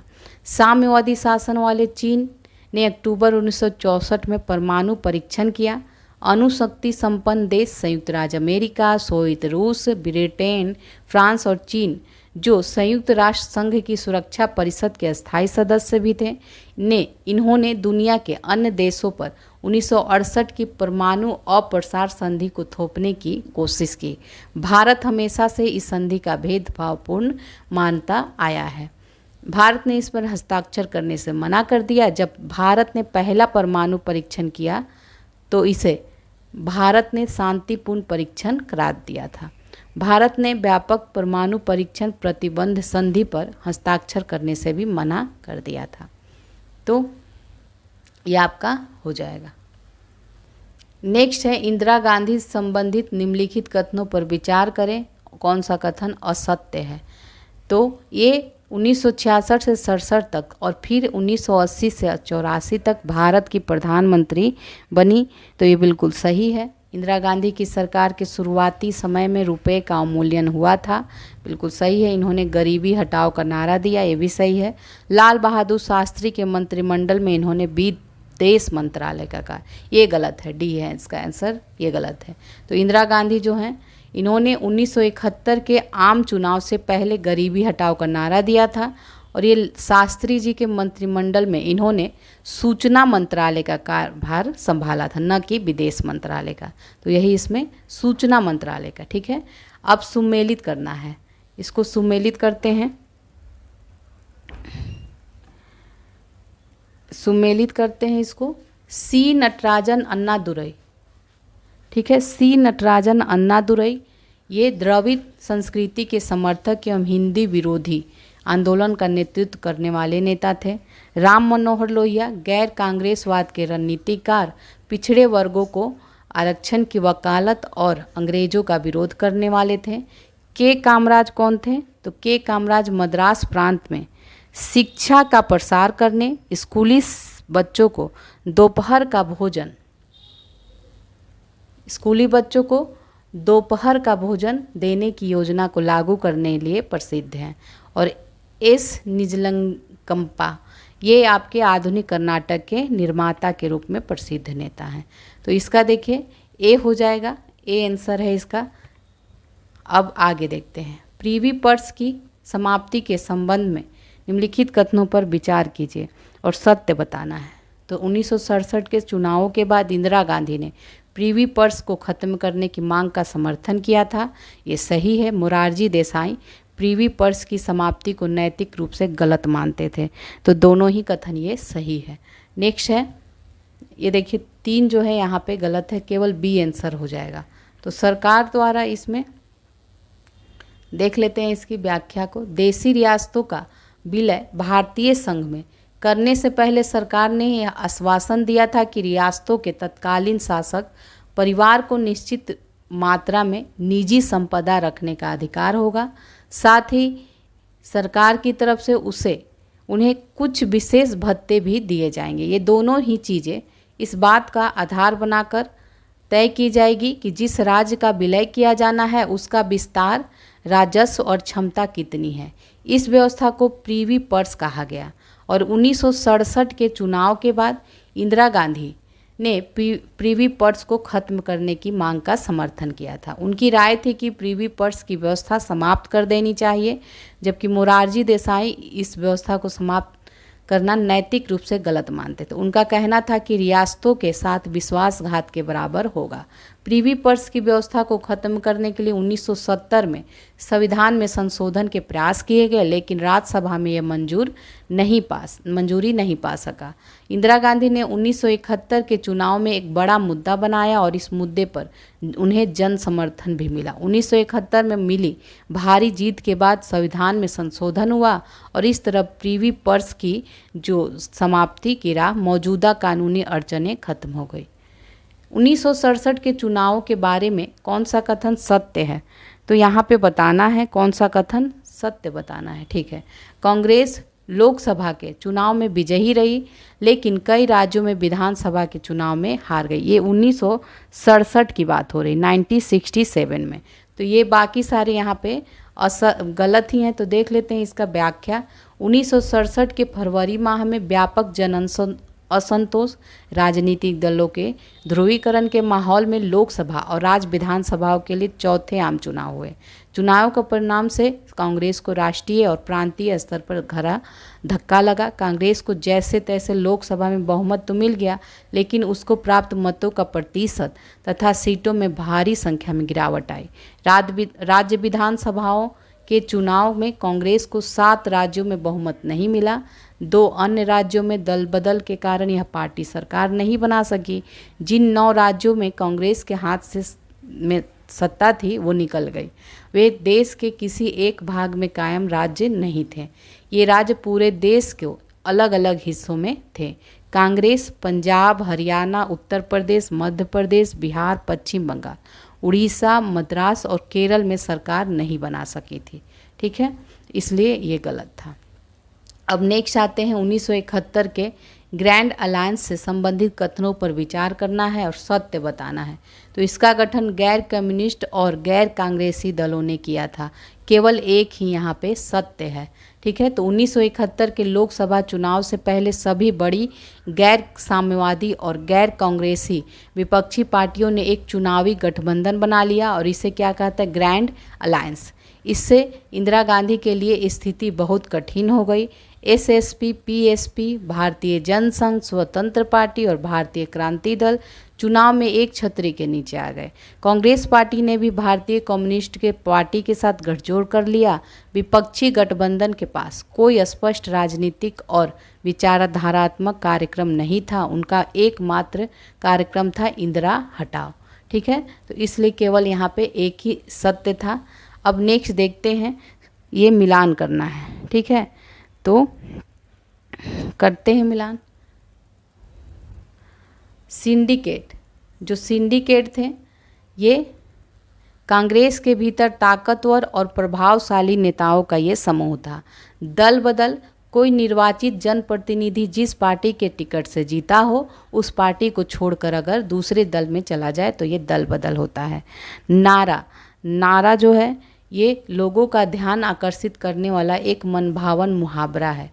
गैर कांग्रेसवाद, कांग्रेस और इसकी नीतियों के खिलाफ अलग अलग विचारधाराओं की पार्टियों का एकजुट होना। तो ये आपका आंसर सी हो जाएगा, इसका सी। अब नेक्स्ट देखते हैं लोकतांत्रिक व्यवस्था का संकट। पहला इसमें मोरारजी देसाई के संबंध में कथनों पर विचार करना है और यहाँ पे क्या बताना है, सत्य बताना है। तो देखते हैं, ये गांधीवादी नेता थे, ठीक है, बिल्कुल सही है। ये बॉम्बे प्रांत के मुख्यमंत्री तथा एक गैर कांग्रेसी दल की तरफ से प्रधानमंत्री बने थे। मोरारजी देसाई की बात हो रही है, बिल्कुल सही है, सी है इसका आंसर। तो मोरारजी देसाई एक गांधीवादी नेता थे और ये बॉम्बे प्रांत के मुख्यमंत्री भी रहे हैं। 1967 टू 1969 के मध्य उप प्रधानमंत्री भी रहे और 1977-89 के मध्य एक गैर कांग्रेसी दल जनता दल की तरफ से प्रधानमंत्री भी बने थे। अब नेक्स्ट देखते हैं, लोकनायक जयप्रकाश नारायण का निम्नलिखित में से किन किन घटनाओं से संबंध रहा है। तो भारत छोड़ो आंदोलन, भूदान आंदोलन, बिहार आंदोलन, आपातकाल का विरोध, इन सभी में रहा है। केवल बी है इसका आंसर। तो जयप्रकाश नारायण कांग्रेस सोशलिस्ट और सोशलिस्ट पार्टी के संस्थापक महासचिव रहे और ये भारत छोड़ो आंदोलन से भी जुड़े थे। 1955 में इन्होंने सक्रिय राजनीति छोड़ दी थी। गांधीवादी बनने के बाद भूदान आंदोलन में सक्रिय बने थे। नागा विद्रोहियों से सुलह की बातचीत की, कश्मीर में शांति स्थापित करने के प्रयास किए, चंबल के डकैतों से आत्मसमर्पण करवाया, बिहार आंदोलन के नेता रहे तथा आपातकाल के विरोध के प्रतीक बन गए। स्वदेशी आंदोलन और रॉयल्टी से इनका कोई संबंध नहीं था। चौधरी चरण सिंह से संबंधित निम्नलिखित कथनों पर यहाँ विचार करना है और इसमें सत्य बताना है, ठीक है। तो ये ग्रामीण एवं कृषि विकास के समर्थक थे, सही है। इन्होंने भारतीय क्रांतिकारी दल तथा लोक दल की स्थापना की, बिल्कुल सही है। यह उत्तर प्रदेश में 2 बार मुख्यमंत्री रहे हैं, बाद में उप प्रधानमंत्री और गृह मंत्री भी रहे हैं, बिल्कुल सभी सही है यहाँ पे। तो चौधरी चरण सिंह उत्तर प्रदेश के राजनीति में सक्रिय थे और ये ग्रामीण एवं कृषि विकास के समर्थक थे। इन्होंने 1967 में भारतीय क्रांतिकारी दल का गठन किया। ये लोक दल के संस्थापक थे। ये उत्तर भारत में 2 बार मुख्यमंत्री रहे थे। ये 1977 में जनता पार्टी के संस्थापकों में से एक थे। 1977 से 89 में उप प्रधानमंत्री गृह मंत्री भी ये रहे हैं और ये 1979 से 1980 तक भारत के प्रधानमंत्री भी रहे हैं। शाह जांच आयोग गठित, ये क्या था, शाह जांच आयोग गठित किया गया था। तो ये किस लिए, आपातकाल के दौरान गतिविधियों की जांच हेतु इसका गठन किया गया था। तो 1970 में भारत सरकार ने सर्वोच्च न्यायालय के भूतपूर्व मुख्य जो न्यायाधीश हैं, इन्हीं के श्री JC शाह की अध्यक्षता में एक आयोग गठन किया। इसका गठन 25 जून 1975 को जो घोषित आपातकाल था, इसी के दौरान की गई कार्रवाई तथा सत्ता के दुरुपयोग, अत्याचार, कदाचार के विभिन्न पहलुओं की जांच करने के लिए किया गया था। बाबू जगजीवन राम के संबंध में बताना है। ये संविधान निर्मात्री सभा के सदस्य थे। ये स्वतंत्र भारत के पहले मंत्रिमंडल में श्रम मंत्री थे। ये भारत के उप मंत्री भी रहे हैं, बिल्कुल सारा ही सही है। तो बाबू जगजीवन राम स्वतंत्रता सेनानी एवं बिहार के कांग्रेस नेता थे। ये कुशल प्रशासक तथा विद्वान थे। ये संविधान निर्मात्री सभा के सदस्य थे। ये स्वतंत्र भारत के पहले मंत्रिमंडल में श्रम मंत्री थे और ये भारत के उप प्रधानमंत्री भी रहे हैं। नेक्स्ट देखते हैं, 1970 के दशक में भारतीय अर्थव्यवस्था से संबंधित निम्नलिखित कथनों पर विचार करना है और सत्य कथन इसमें चुनना है। तो सत्य कथन देखते हैं, 1973 में वस्तुओं की कीमतों में 23% और 1974 में 30% का इजाफा हुआ था, बिल्कुल सही है। इस दौरान औद्योगिक विकास की दर बहुत कम थी और बेरोजगारी भी बहुत बढ़ गई थी। बी है इसका आंसर, 1, 2 यहाँ पे सत्य है। तो 1971 के चुनाव में कांग्रेस ने गरीबी हटाओ का नारा दिया था, लेकिन 71-72 के बाद के वर्षों में भी देश की आर्थिक दशा में खास सुधार नहीं आया था। बांग्लादेश के संकट से भारत की अर्थव्यवस्था पर भारी बोझ पड़ा था। लगभग 80 लाख लोग पूर्वी पाकिस्तान की सीमा पार करके भारत आए थे। इसके बाद पाकिस्तान से युद्ध भी करना पड़ा था। इसी अवधि में अंतर्राष्ट्रीय बाजार में तेल की कीमतों में कई गुना बढ़ोतरी हुई। इससे क्या हुआ, चीज़ों की कीमतें में भी तेजी आ गई। 1973 में वस्तुओं की कीमतों में 23% 1974 में 30% का इजाफा हुआ था और इस तीव्र मूल्य वृद्धि से लोगों को बाहरी कठिनाई हुई थी। इस दौरान औद्योगिक विकास की दर कम हो गई थी, बेरोजगारी बहुत बढ़ गई थी, ग्रामीण इलाकों में बेरोजगारी बेतहाशा बढ़ी थी। खर्चे कम करने के लिए सरकार ने अपने कर्मचारियों के वेतन को रोक दिया था। 1972-73 के वर्ष में मानसून असफल रहा और इससे कृषि की पैदावार में भारी गिरावट आई। खाद्यान्न का उत्पादन 8% कम हो गया था। आर्थिक स्थिति की बदहाली को लेकर पूरे देश में असंतोष का माहौल था। ये सभी था। अब आगे देखते हैं, बिहार के जेपी आंदोलन से संबंधित कथनों में कौन सा असत्य है बताना है। तो 1974 के मार्च माह में बढ़ती कीमतें, खाद्यान्न के अभाव, बेरोजगारी और भ्रष्टाचार के खिलाफ बिहार में छात्रों ने आंदोलन छेड़ दिया था। ये सही है। छात्रों ने अपने आंदोलन की अगुवाई के लिए जयप्रकाश नारायण को बुलावा भेजा था। ये भी सही है। जेपी ने छात्रों का निमंत्रण इस शर्त पर स्वीकार किया कि आंदोलन अहिंसक रहेगा और अपने को सिर्फ बिहार, ऐसा कुछ नहीं था। ये गलत है। जयप्रकाश नारायण के नेतृत्व में चल रहे आंदोलन के साथ ही रेलवे के कर्मचारियों ने भी एक राष्ट्रव्यापी हड़ताल किया था। ये बिल्कुल सही है। तो 1973-74 में वस्तुओं की कीमतों में काफ़ी ज़्यादा इजाफा हुआ था। तीव्र मूल्य वृद्धि से लोगों को भारी कठिनाई उठानी पड़ी थी। 74 के मार्च माह में बढ़ती हुई कीमत, खाद्यान्न के अभाव, बेरोजगारी और भ्रष्टाचार के खिलाफ बिहार में छात्रों ने आंदोलन छेड़ दिया। आंदोलन के क्रम में उन्होंने जयप्रकाश नारायण को बुलावा भेजा। जेपी ने छात्रों का निमंत्रण इस शर्त पर स्वीकार किया कि आंदोलन अहिंसक रहेगा और अपने को सिर्फ बिहार तक सीमित नहीं रखेगा। इस आंदोलन में रेलवे के कर्मचारियों ने भी एक देशव्यापी हड़ताल किया था। निम्नलिखित कथनों पर विचार करना है और इसमें क्या बताना है, इसमें सत्य बताना है। तो 12 जून 1975 के दिन इलाहाबाद उच्च न्यायालय ने इंदिरा गांधी के निर्वाचन को अवैधानिक करार दिया था। तो यहाँ पे ये केवल एक ही सही है, ये सही है, ठीक है। तो जून 1975 में इलाहाबाद उच्च न्यायालय के न्यायाधीश जगमोहन लाल सिन्हा ने लोकसभा के लिए इंदिरा गांधी के निर्वाचन को अवैधानिक दिया था करार, और न्यायमूर्ति ने यह फैसला समाजवादी नेता राजनारायण द्वारा दायर एक चुनाव याचिका के मामले में सुनाया था, न कि जयप्रकाश नारायण द्वारा। ठीक है, ठीक है। 1975 के आपातकाल के दौरान निम्न में से कौन भारत के राष्ट्रपति थे? फखरुद्दीन अली अहमद थे। 1975 के आपातकाल के दौरान फखरुद्दीन अली अहमद भारत के राष्ट्रपति थे। 25 जून 1975 की रात में प्रधानमंत्री ने राष्ट्रपति से आपातकाल लागू करने की सिफारिश की थी और राष्ट्रपति ने तुरंत उद्घोषणा कर दी थी। नेक्स्ट है 1977 के लोकसभा चुनाव से संबंधित निम्नलिखित कथनों पर विचार करना है और सत्य कथन बताना है। तो कांग्रेस को लोकसभा की मात्र 154 सीटें मिली थी, सही है। जनता पार्टी और उसके साथी दलों को लोकसभा की कुल 542 सीटों में 330 सीटें मिली थी। तो देखिए यहाँ पे सत्य ढूंढना था, तो ये बिल्कुल सही है, बी है इसका आंसर। 1 और 2 सही है। 1977 के चुनाव में जनता पार्टी ने आपातकाल को मुख्य मुद्दा बनाया। आज़ादी के बाद पहली बार ऐसा हुआ कि कांग्रेस लोकसभा का चुनाव हार गई। कांग्रेस को लोकसभा में मात्र 154 सीटें मिली थी। जनता पार्टी और उसके साथी दल को कुल 542 में से 330 सीटें मिली थी। खुद जनता पार्टी ने अकेले 295 सीटें पर जीत हासिल की थी। कांग्रेस बिहार, उत्तर प्रदेश, दिल्ली, हरियाणा और पंजाब में एक भी सीट न पा सकी थी। तो इसलिए यहाँ पे 3 गलत है। चलिए अब ये मिलान करना है, तो मिलान करते हैं।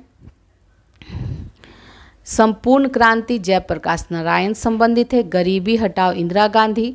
छात्र आंदोलन आपका हो जाएगा यही बिहार आंदोलन। और रेल हड़ताल जॉर्ज फर्नांडिस। तो ये यहाँ पे जो है सी आंसर हो जाएगा, सी। अब आगे देखते हैं।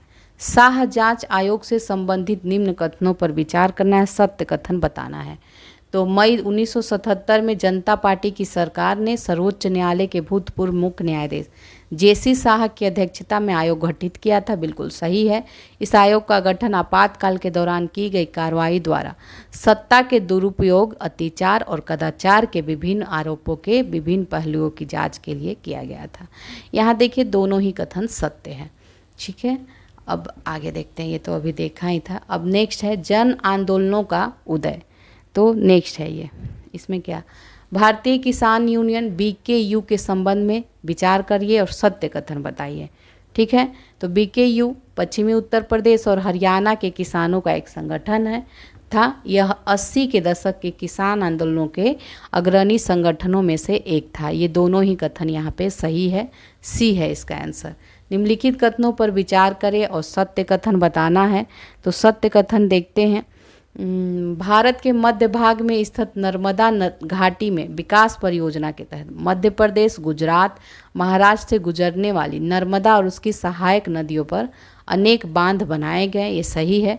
नर्मदा नदी पर इन बांधों के निर्माण से गुजरात के एक बहुत बड़े हिस्से सहित तीनों पड़ोसी राज्यों में पीने का पानी, सिंचाई और बिजली के उत्पादन की सुविधा मुहैया कराई जा रही थी और नर्मदा पर बने बांधों से बाढ़ व सूखे की आपदाओं पर अंकुश लगाया जा सकेगा।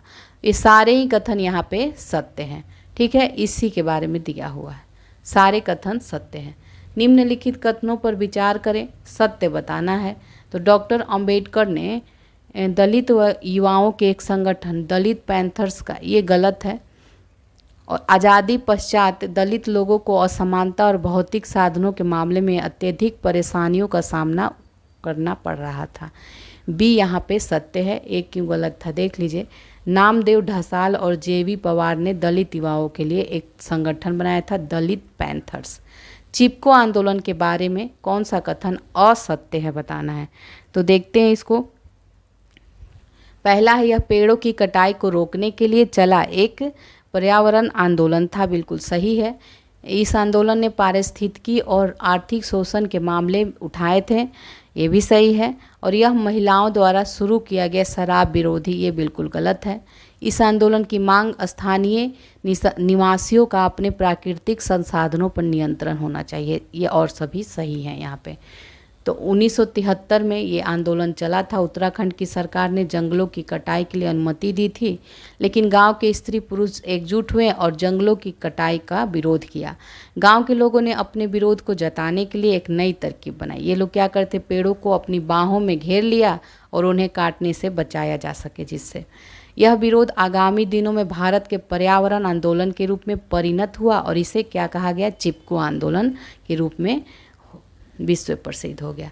चिपको आंदोलन बहुत जल्द उत्तराखंड के अन्य इलाकों में भी फैल गया। क्षेत्र की पारिस्थितिकी और आर्थिक शोषण के कई बड़े सवाल उठने लगे और गांव वासियों ने ये मांग किया कि जंगल की कटाई का कोई भी ठेका बाहरी व्यक्ति को नहीं दिया जाना चाहिए। स्थानीय लोगों का जल, जंगल, जमीन और प्राकृतिक संसाधनों पर कारगर नियंत्रण होना चाहिए। और इसका कोई मतलब नहीं था, शराबबंदी से कोई संबंध नहीं था। बिल्कुल। सूचना के अधिकार के आंदोलन से संबंधित निम्नलिखित कथनों पर विचार करिए, सत्य कथन बताना है। इस आंदोलन की शुरुआत 1990 में हुआ था। इसका नेतृत्व मजदूर किसान शक्ति संगठन ने किया था। बिल्कुल सही है। इस संगठन ने सरकार के सामने यह मांग रखी कि अकाल राहत कार्य और मजदूरों को दी जाने वाली पगार के रिकॉर्ड का सार्वजनिक खुलासा किया जाए। ये दोनों ही कथन यहाँ पे सही है। सूचना के अधिकार का आंदोलन 1990 में कहाँ हुआ था, राजस्थान के मजदूर किसान शक्ति संगठन ने किया था। यह इसके सामने मांग रखी गई कि अकाल राहत कार्य और मजदूरों को दी जाने वाली पगार के रिकॉर्ड का सार्वजनिक खुलासा किया जाए। और यह मांग जो है मध्य प्रदेश में नहीं बल्कि राजस्थान के एक बेहद पिछड़े इलाके भीम तहसील में उठाई गई थी। ठीक है। आंदोलन के दबाव में सरकार को राजस्थान पंचायती राज अधिनियम में संशोधन करना पड़ा। 1996 में MKSS ने दिल्ली में सूचना के अधिकार को लेकर राष्ट्रीय समिति का गठन किया। इस कार्रवाई का लक्ष्य सूचना के अधिकार को राष्ट्रीय अभियान का रूप देना था। इससे पहले consumer education and research centre press counselling sorry समिति ने सूचना के अधिकार का एक मसौदा तैयार किया था। 2002 में सूचना की स्वतंत्रता नाम का एक विधेयक पारित हुआ और यह एक कमज़ोर अधिनियम था, इसे अमल में नहीं लाया गया। लेकिन 4 में सूचना के विधेयक के अधिकार के विधेयक को सदन में रखा गया और जून 2005 में इस विधेयक को राष्ट्रपति की मंजूरी हासिल हुई थी। अब नेक्स्ट चैप्टर आ जाता है क्षेत्रीय आकांक्षाएं। ठीक है, तो पहला है इसमें पंजाब राज्य के कथनों पर विचार कीजिए, सत्य कथन बताना है। तो 1970 के दशक में अकालियों के एक तबके ने पंजाब के लिए स्वायत्तता की मांग उठाई थी, ये सही है बिल्कुल। 1973 में आनंदपुर साहिब में हुए एक सम्मेलन में इस आशय का प्रस्ताव पारित किया गया था। इस प्रस्ताव की मांगों में केंद्र राज्य संबंधों को पुनर्परिभाषित करने की बात भी शामिल की गई थी। सही है सारे ही कथन यहाँ पे। यह प्रस्ताव संघवाद को मजबूत करने की अपील करता था, किंतु इसे एक अलग सिख राष्ट्र की मांग के रूप में भी पढ़ा जा सकता। देखिए डी इसका आंसर है, सारे कथन यहाँ पे सत्य हैं, यही सब दिया है इसमें। ऑपरेशन ब्लू स्टार निम्न में से किससे संबंधित है? स्वर्ण मंदिर में हुई सैन्य कार्रवाई से संबंधित है। तो 1984 में उग्रवादियों ने अमृतसर स्थित सिखों के तीर्थ जो स्वर्ण मंदिर है वहाँ अपना मुख्यालय बना लिया था और स्वर्ण मंदिर एक हथियार बंद किले में तब्दील हो गया था। 1984 के जून माह में भारत ने ऑपरेशन ब्लू स्टार चलाया और यह स्वर्ण मंदिर में की गई कार्रवाई का कूट नाम था। इस सैन्य अभ्यास में सरकार ने उग्रवादियों को तो सफलतापूर्वक मार भगाया, लेकिन सैन्य कार्रवाई में ऐतिहासिक स्वर्ण मंदिर को भी क्षति पहुंची। इससे सिखों की भावनाओं को गहरी चोट पहुंची और भारत से बाहर बसे सिखों ने सैन्य अभियान को अपने धार्मिक विश्वास का पर हमला माना था। चलिए अब नेक्स्ट देखते हैं, राजीव गांधी लोंगोवाल समझौता किस राज्य से संबंधित है? राजीव गांधी लोंगोवाल समझौता, तो ये आपका हो जाएगा पंजाब से संबंधित है, पंजाब से। 1984 में राजीव गांधी ने प्रधानमंत्री बनने के पश्चात नरमपंथी अकाली नेताओं के साथ बातचीत की। तत्कालीन अकाली दल के अध्यक्ष जो थे हरचंद सिंह लोंगोवाल के साथ 1985 में समझौता हुआ, जिसे राजीव गांधी लोंगोवाल समझौता कहा जाता है। समझौता पंजाब राज्य में अमन स्थापित करने की ओर एक सकारात्मक कदम था। राजीव गांधी लोंगोवाल समझौता को और किस नाम से जानते हैं? पंजाब समझौता के नाम से जानते हैं। इसमें क्या तय हुआ कि सहमति बनी कि चंडीगढ़ पंजाब को दे दिया जाए। साथ ही पंजाब हरियाणा राज्य सीमा विवाद को सुलझाने हेतु एक अलग आयोग का गठन किया गया। इसमें तय हुआ कि पंजाब हरियाणा और राजस्थान के मध्य जल वितरण के बारे में फैसला हेतु एक ट्रिब्यूनल का गठन किया जाएगा। इस समझौते के अंतर्गत भारत सरकार पंजाब में उग्रवाद से प्रभावित लोगों को मुआवजा देने और उनके साथ बेहतर सलूक करने की राजी हुई थी। 7 बहनें नाम से कौन प्रसिद्ध है? पूर्वोत्तर के जो राज्य हैं इन्हें 7 बहनें, मणिपुर, त्रिपुरा, मेघालय, मिजोरम, नागालैंड, असम, अरुणाचल प्रदेश, इनको कहा जाता है।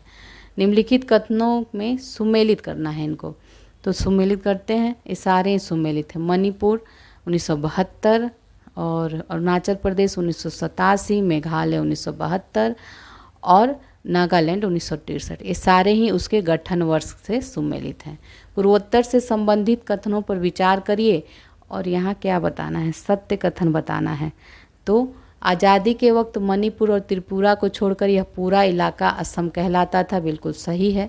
केंद्र सरकार ने अलग अलग समय पर असम को बांटकर मेघालय, मिजोरम और अरुणाचल प्रदेश बनाया। दोनों ही कथन यहाँ पे सत्य हैं। ठीक है, चलिए अब आगे देखते हैं। मिजोरम के संदर्भ में बताना है यहाँ पे, तो मिजोरम के संदर्भ में क्या बताना है? सही कथन देखना है। तो आज़ादी के बाद मिजो पर्वतीय क्षेत्र को स्वायत्त जिला बनाने से मना कर दिया था। ये गलत है, यहाँ पे ये गलत है। मिजो लोगों का मानना था कि वे कभी ब्रिटिश इंडिया का अंग नहीं रहे, इसलिए भारत संघ से उनका कोई नाता नहीं है, ये सही है। मिजो लोग ने लाल डेंगा के नेतृत्व में मिजो नेशनल फ्रंट बनाया था।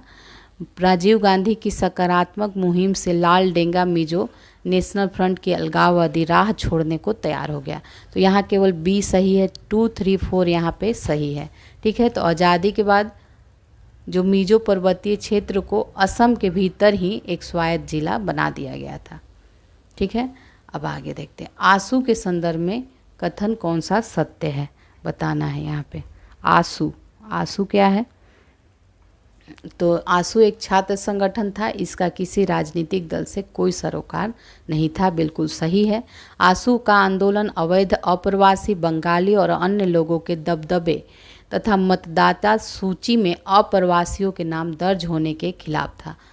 ये भी सही है, ये सारे ही सही हैं। इस आंदोलन के दौरान हिंसक और त्रासद घटनाएं हुई। 1985 में असम समझौते के द्वारा इस आंदोलन को समाप्त किया गया। डी है इसका आंसर, डी।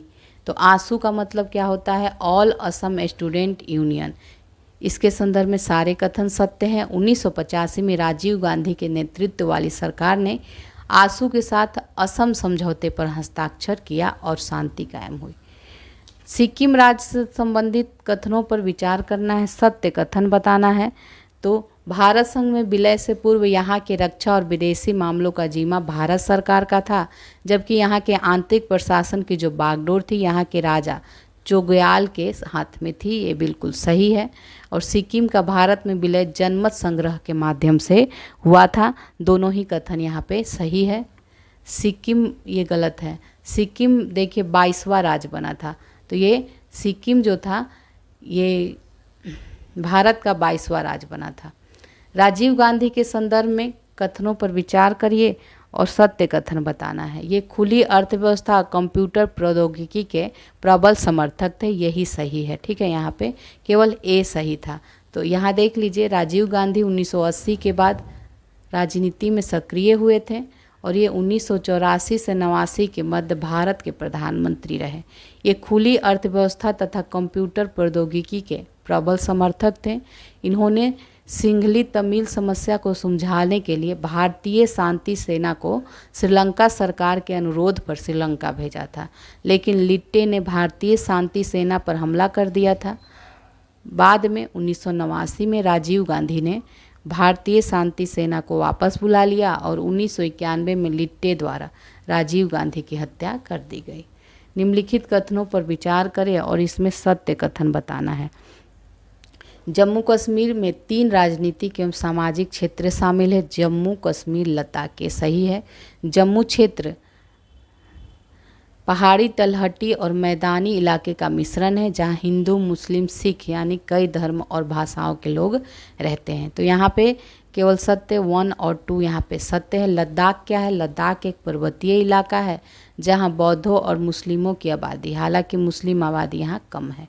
कश्मीर से संबंधित निम्नलिखित कथनों में से कौन सा असत्य है बताना है। तो सत्य देख लीजिए पहले, कश्मीर के हिंदू शासक हरि सिंह अपने को स्वतंत्र राज्य के रूप में रखना चाहते थे, ये सही है। यहाँ पे पाकिस्तानी नेता सोचते थे कश्मीर पाकिस्तान से संबंध है क्योंकि राज्य की ज़्यादातर आबादी मुस्लिम है, ये भी सही है। यहाँ पे सी गलत है। तो अक्टूबर 1947 में पाकिस्तान ने कबायली घुसपैठियों को अपनी तरफ से कश्मीर पर कब्जा करने भेजा था, ये भी सही है। 1947 से पहले जम्मू कश्मीर मिरासा था। इसके हिंदू शासक हरि सिंह अपने आप को स्वतंत्र रखना चाहते थे। वे भारत या पाकिस्तान किसी में शामिल होने के पक्षधर नहीं थे। चूँकि राज्य में ज़्यादातर आबादी मुस्लिमों की थी, इसलिए पाकिस्तानी नेता इसे पाकिस्तान से संबंधित मानते थे। राज्य में नेशनल कॉन्फ्रेंस के शेख अब्दुल्ला के नेतृत्व में जन आंदोलन चला और शेख अब्दुल्ला चाहते थे कि महाराजा पद छोड़े, लेकिन वो पाकिस्तान में शामिल होने के खिलाफ थे, इसलिए सी यहाँ पे गलत था। और अक्टूबर 1947 में पाकिस्तान ने कबायली घुसपैठियों को अपनी तरफ से कश्मीर पर कब्जा करने भेजा था। ऐसे में कश्मीर के महाराजा भारतीय सेना से मदद मांगने को मजबूर हुए। भारत ने सैन्य मदद उपलब्ध कराई और कश्मीर घोटी से घुसपैठियों को खदेड़ा। अब नेक्स्ट है सुमेलित करना है। इसको सुमेलित करते हैं। E.V. रामास्वामी नायकर, ये आत्मसम्मान आंदोलन के जनक एवं ब्राह्मण विरोधी आंदोलन के नेतृत्व करता है। मास्टर तारा सिंह, ये स्वतंत्रता के बाद अलग पंजाब राज्य के निर्माण के समर्थक थे।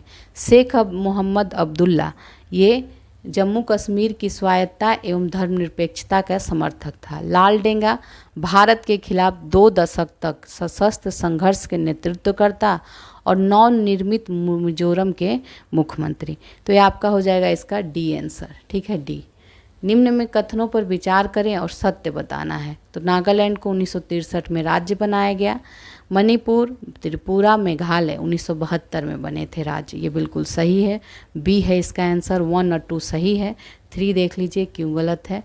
तो मिजोरम और अरुणाचल प्रदेश को 1987 में राज्य का दर्जा दिया गया था, इसलिए, ठीक है। अब सिक्किम के विलय से संबंधित कथनों पर विचार करना है, तो इसमें सत्य कथन बताना है। आज़ादी के समय सिक्किम को भारत की शरणगति प्राप्त थी, बिल्कुल सही है। सिक्किम विधानसभा के लिए पहला लोकतंत्र चुनाव 1974 में हुआ था और इसमें सिक्किम कांग्रेस को भारी विजय मिली थी। भारत सरकार ने सिक्किम विधानसभा के अनुरोध को मानकर सिक्किम को भारत का 22वां राज्य बनाया था। 1, 2, 3 यहाँ पे सही है, ठीक है, 4 गलत है।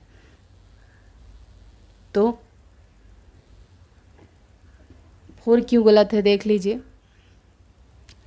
भारत संघ में सिक्किम के विलय को स्थानीय जनता का समर्थन हासिल था, इस कारण यह मामला सिक्किम की राजनीति में कोई विभेदकारी मुद्दा नहीं बन सका था, इसीलिए ये गलत था। चलिए ये सही हो गया।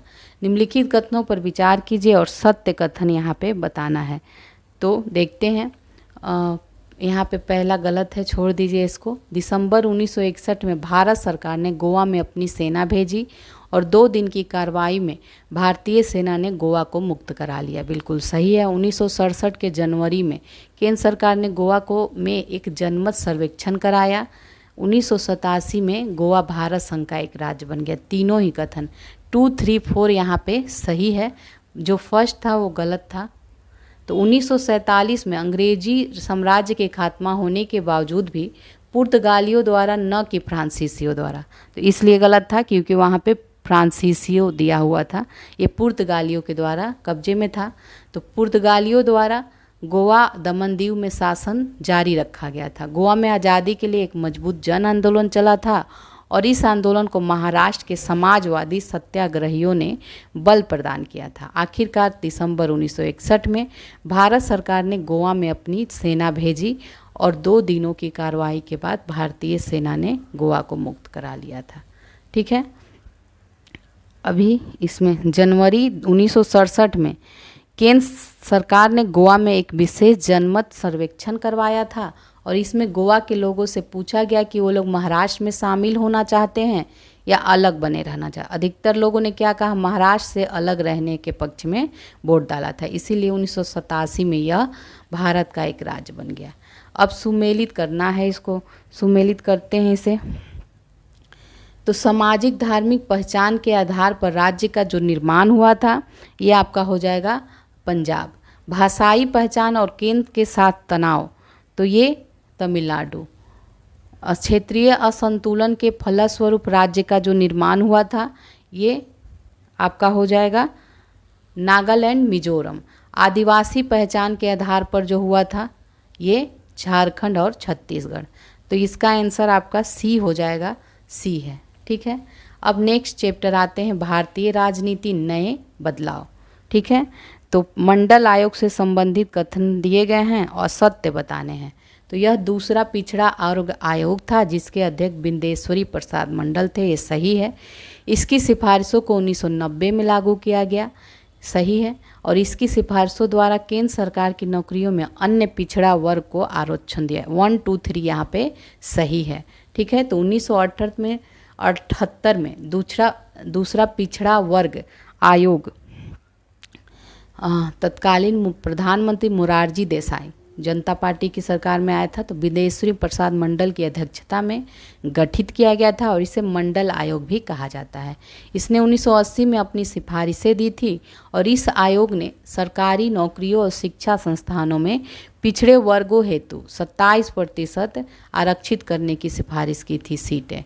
इसकी सिफारिशों को 1990 में तत्कालीन प्रधानमंत्री बीपी सिंह द्वारा लागू किया गया। दक्षिण भारत के राज्यों में 1960 के दशक से अन्य पिछड़ा वर्ग के लिए आरक्षण का प्रावधान चला आ रहा था, लेकिन यह नीति उत्तर भारत के राज्यों में लागू नहीं थी। सरकार द्वारा आरक्षण की इस व्यवस्था को लागू करने के फैसले से उत्तर भारत के कई शहरों में हिंसक विरोध का स्वरूप रहा और इस फैसले को न्यायालय में चुनौती दी गई थी। प्रथम पिछड़ा आयोग अगर देखा जाए तो ये 1953 में काका साहेब कालेलकर की अध्यक्षता में आयोजित गठन हुआ था। इंदिरा साहनी केस का संबंध किस विषय से है? पिछड़ा वर्ग के आरक्षण से ये संबंधित है। तो सरकार द्वारा पिछड़ा वर्ग आरक्षण से संबंधित मंडल आयोग की सिफारिशों को लागू करने के विरुद्ध सर्वोच्च न्यायालय में कई अर्जियां दायर की गई, जिनमें से एक इंदिरा साहनी वाद 1992 भी था। सर्वोच्च न्यायालय ने अपने निर्णय में सरकार के फैसले को सही करार दिया। निम्नलिखित कथनों पर विचार करिए, सत्य बताना है। 1968 में बाम फेस का गठन हुआ था, सही है। बैकवर्ड एवं माइनॉरिटी कम्युनिटीज़ एम्प्लॉयज़ फेडरेशन, यह सरकारी कर्मचारियों को साधारण सा ट्रेड यूनियन नहीं था, बल्कि इस संगठन ने बहुजन यानी अनुसूचित जाति, जनजाति, अन्य पिछड़ा वर्ग, अल्पसंख्यकों की राजनीतिक सत्ता की जबरदस्त तरफदारी की थी। ये दोनों ही कथन यहाँ पे सही है। तो 1978 में इसका गठन, यही बात लिखा हुआ है। काशीराम के संबंध में निम्नलिखित कथनों पर विचार कीजिए और इसमें क्या करना है, निम्नलिखित कथनों पर विचार करना है और इसमें असत्य बताना है। तो ये बहुजन समाज के सशक्तिकरण के प्रतिपादक और बहुजन समाज पार्टी के संस्थापक थे, बिल्कुल सही है। इन्होंने सामाजिक और राजनीतिक कार्य के लिए केंद्र सरकार की नौकरी से इस्तीफा दे दिया था, बिल्कुल सही है।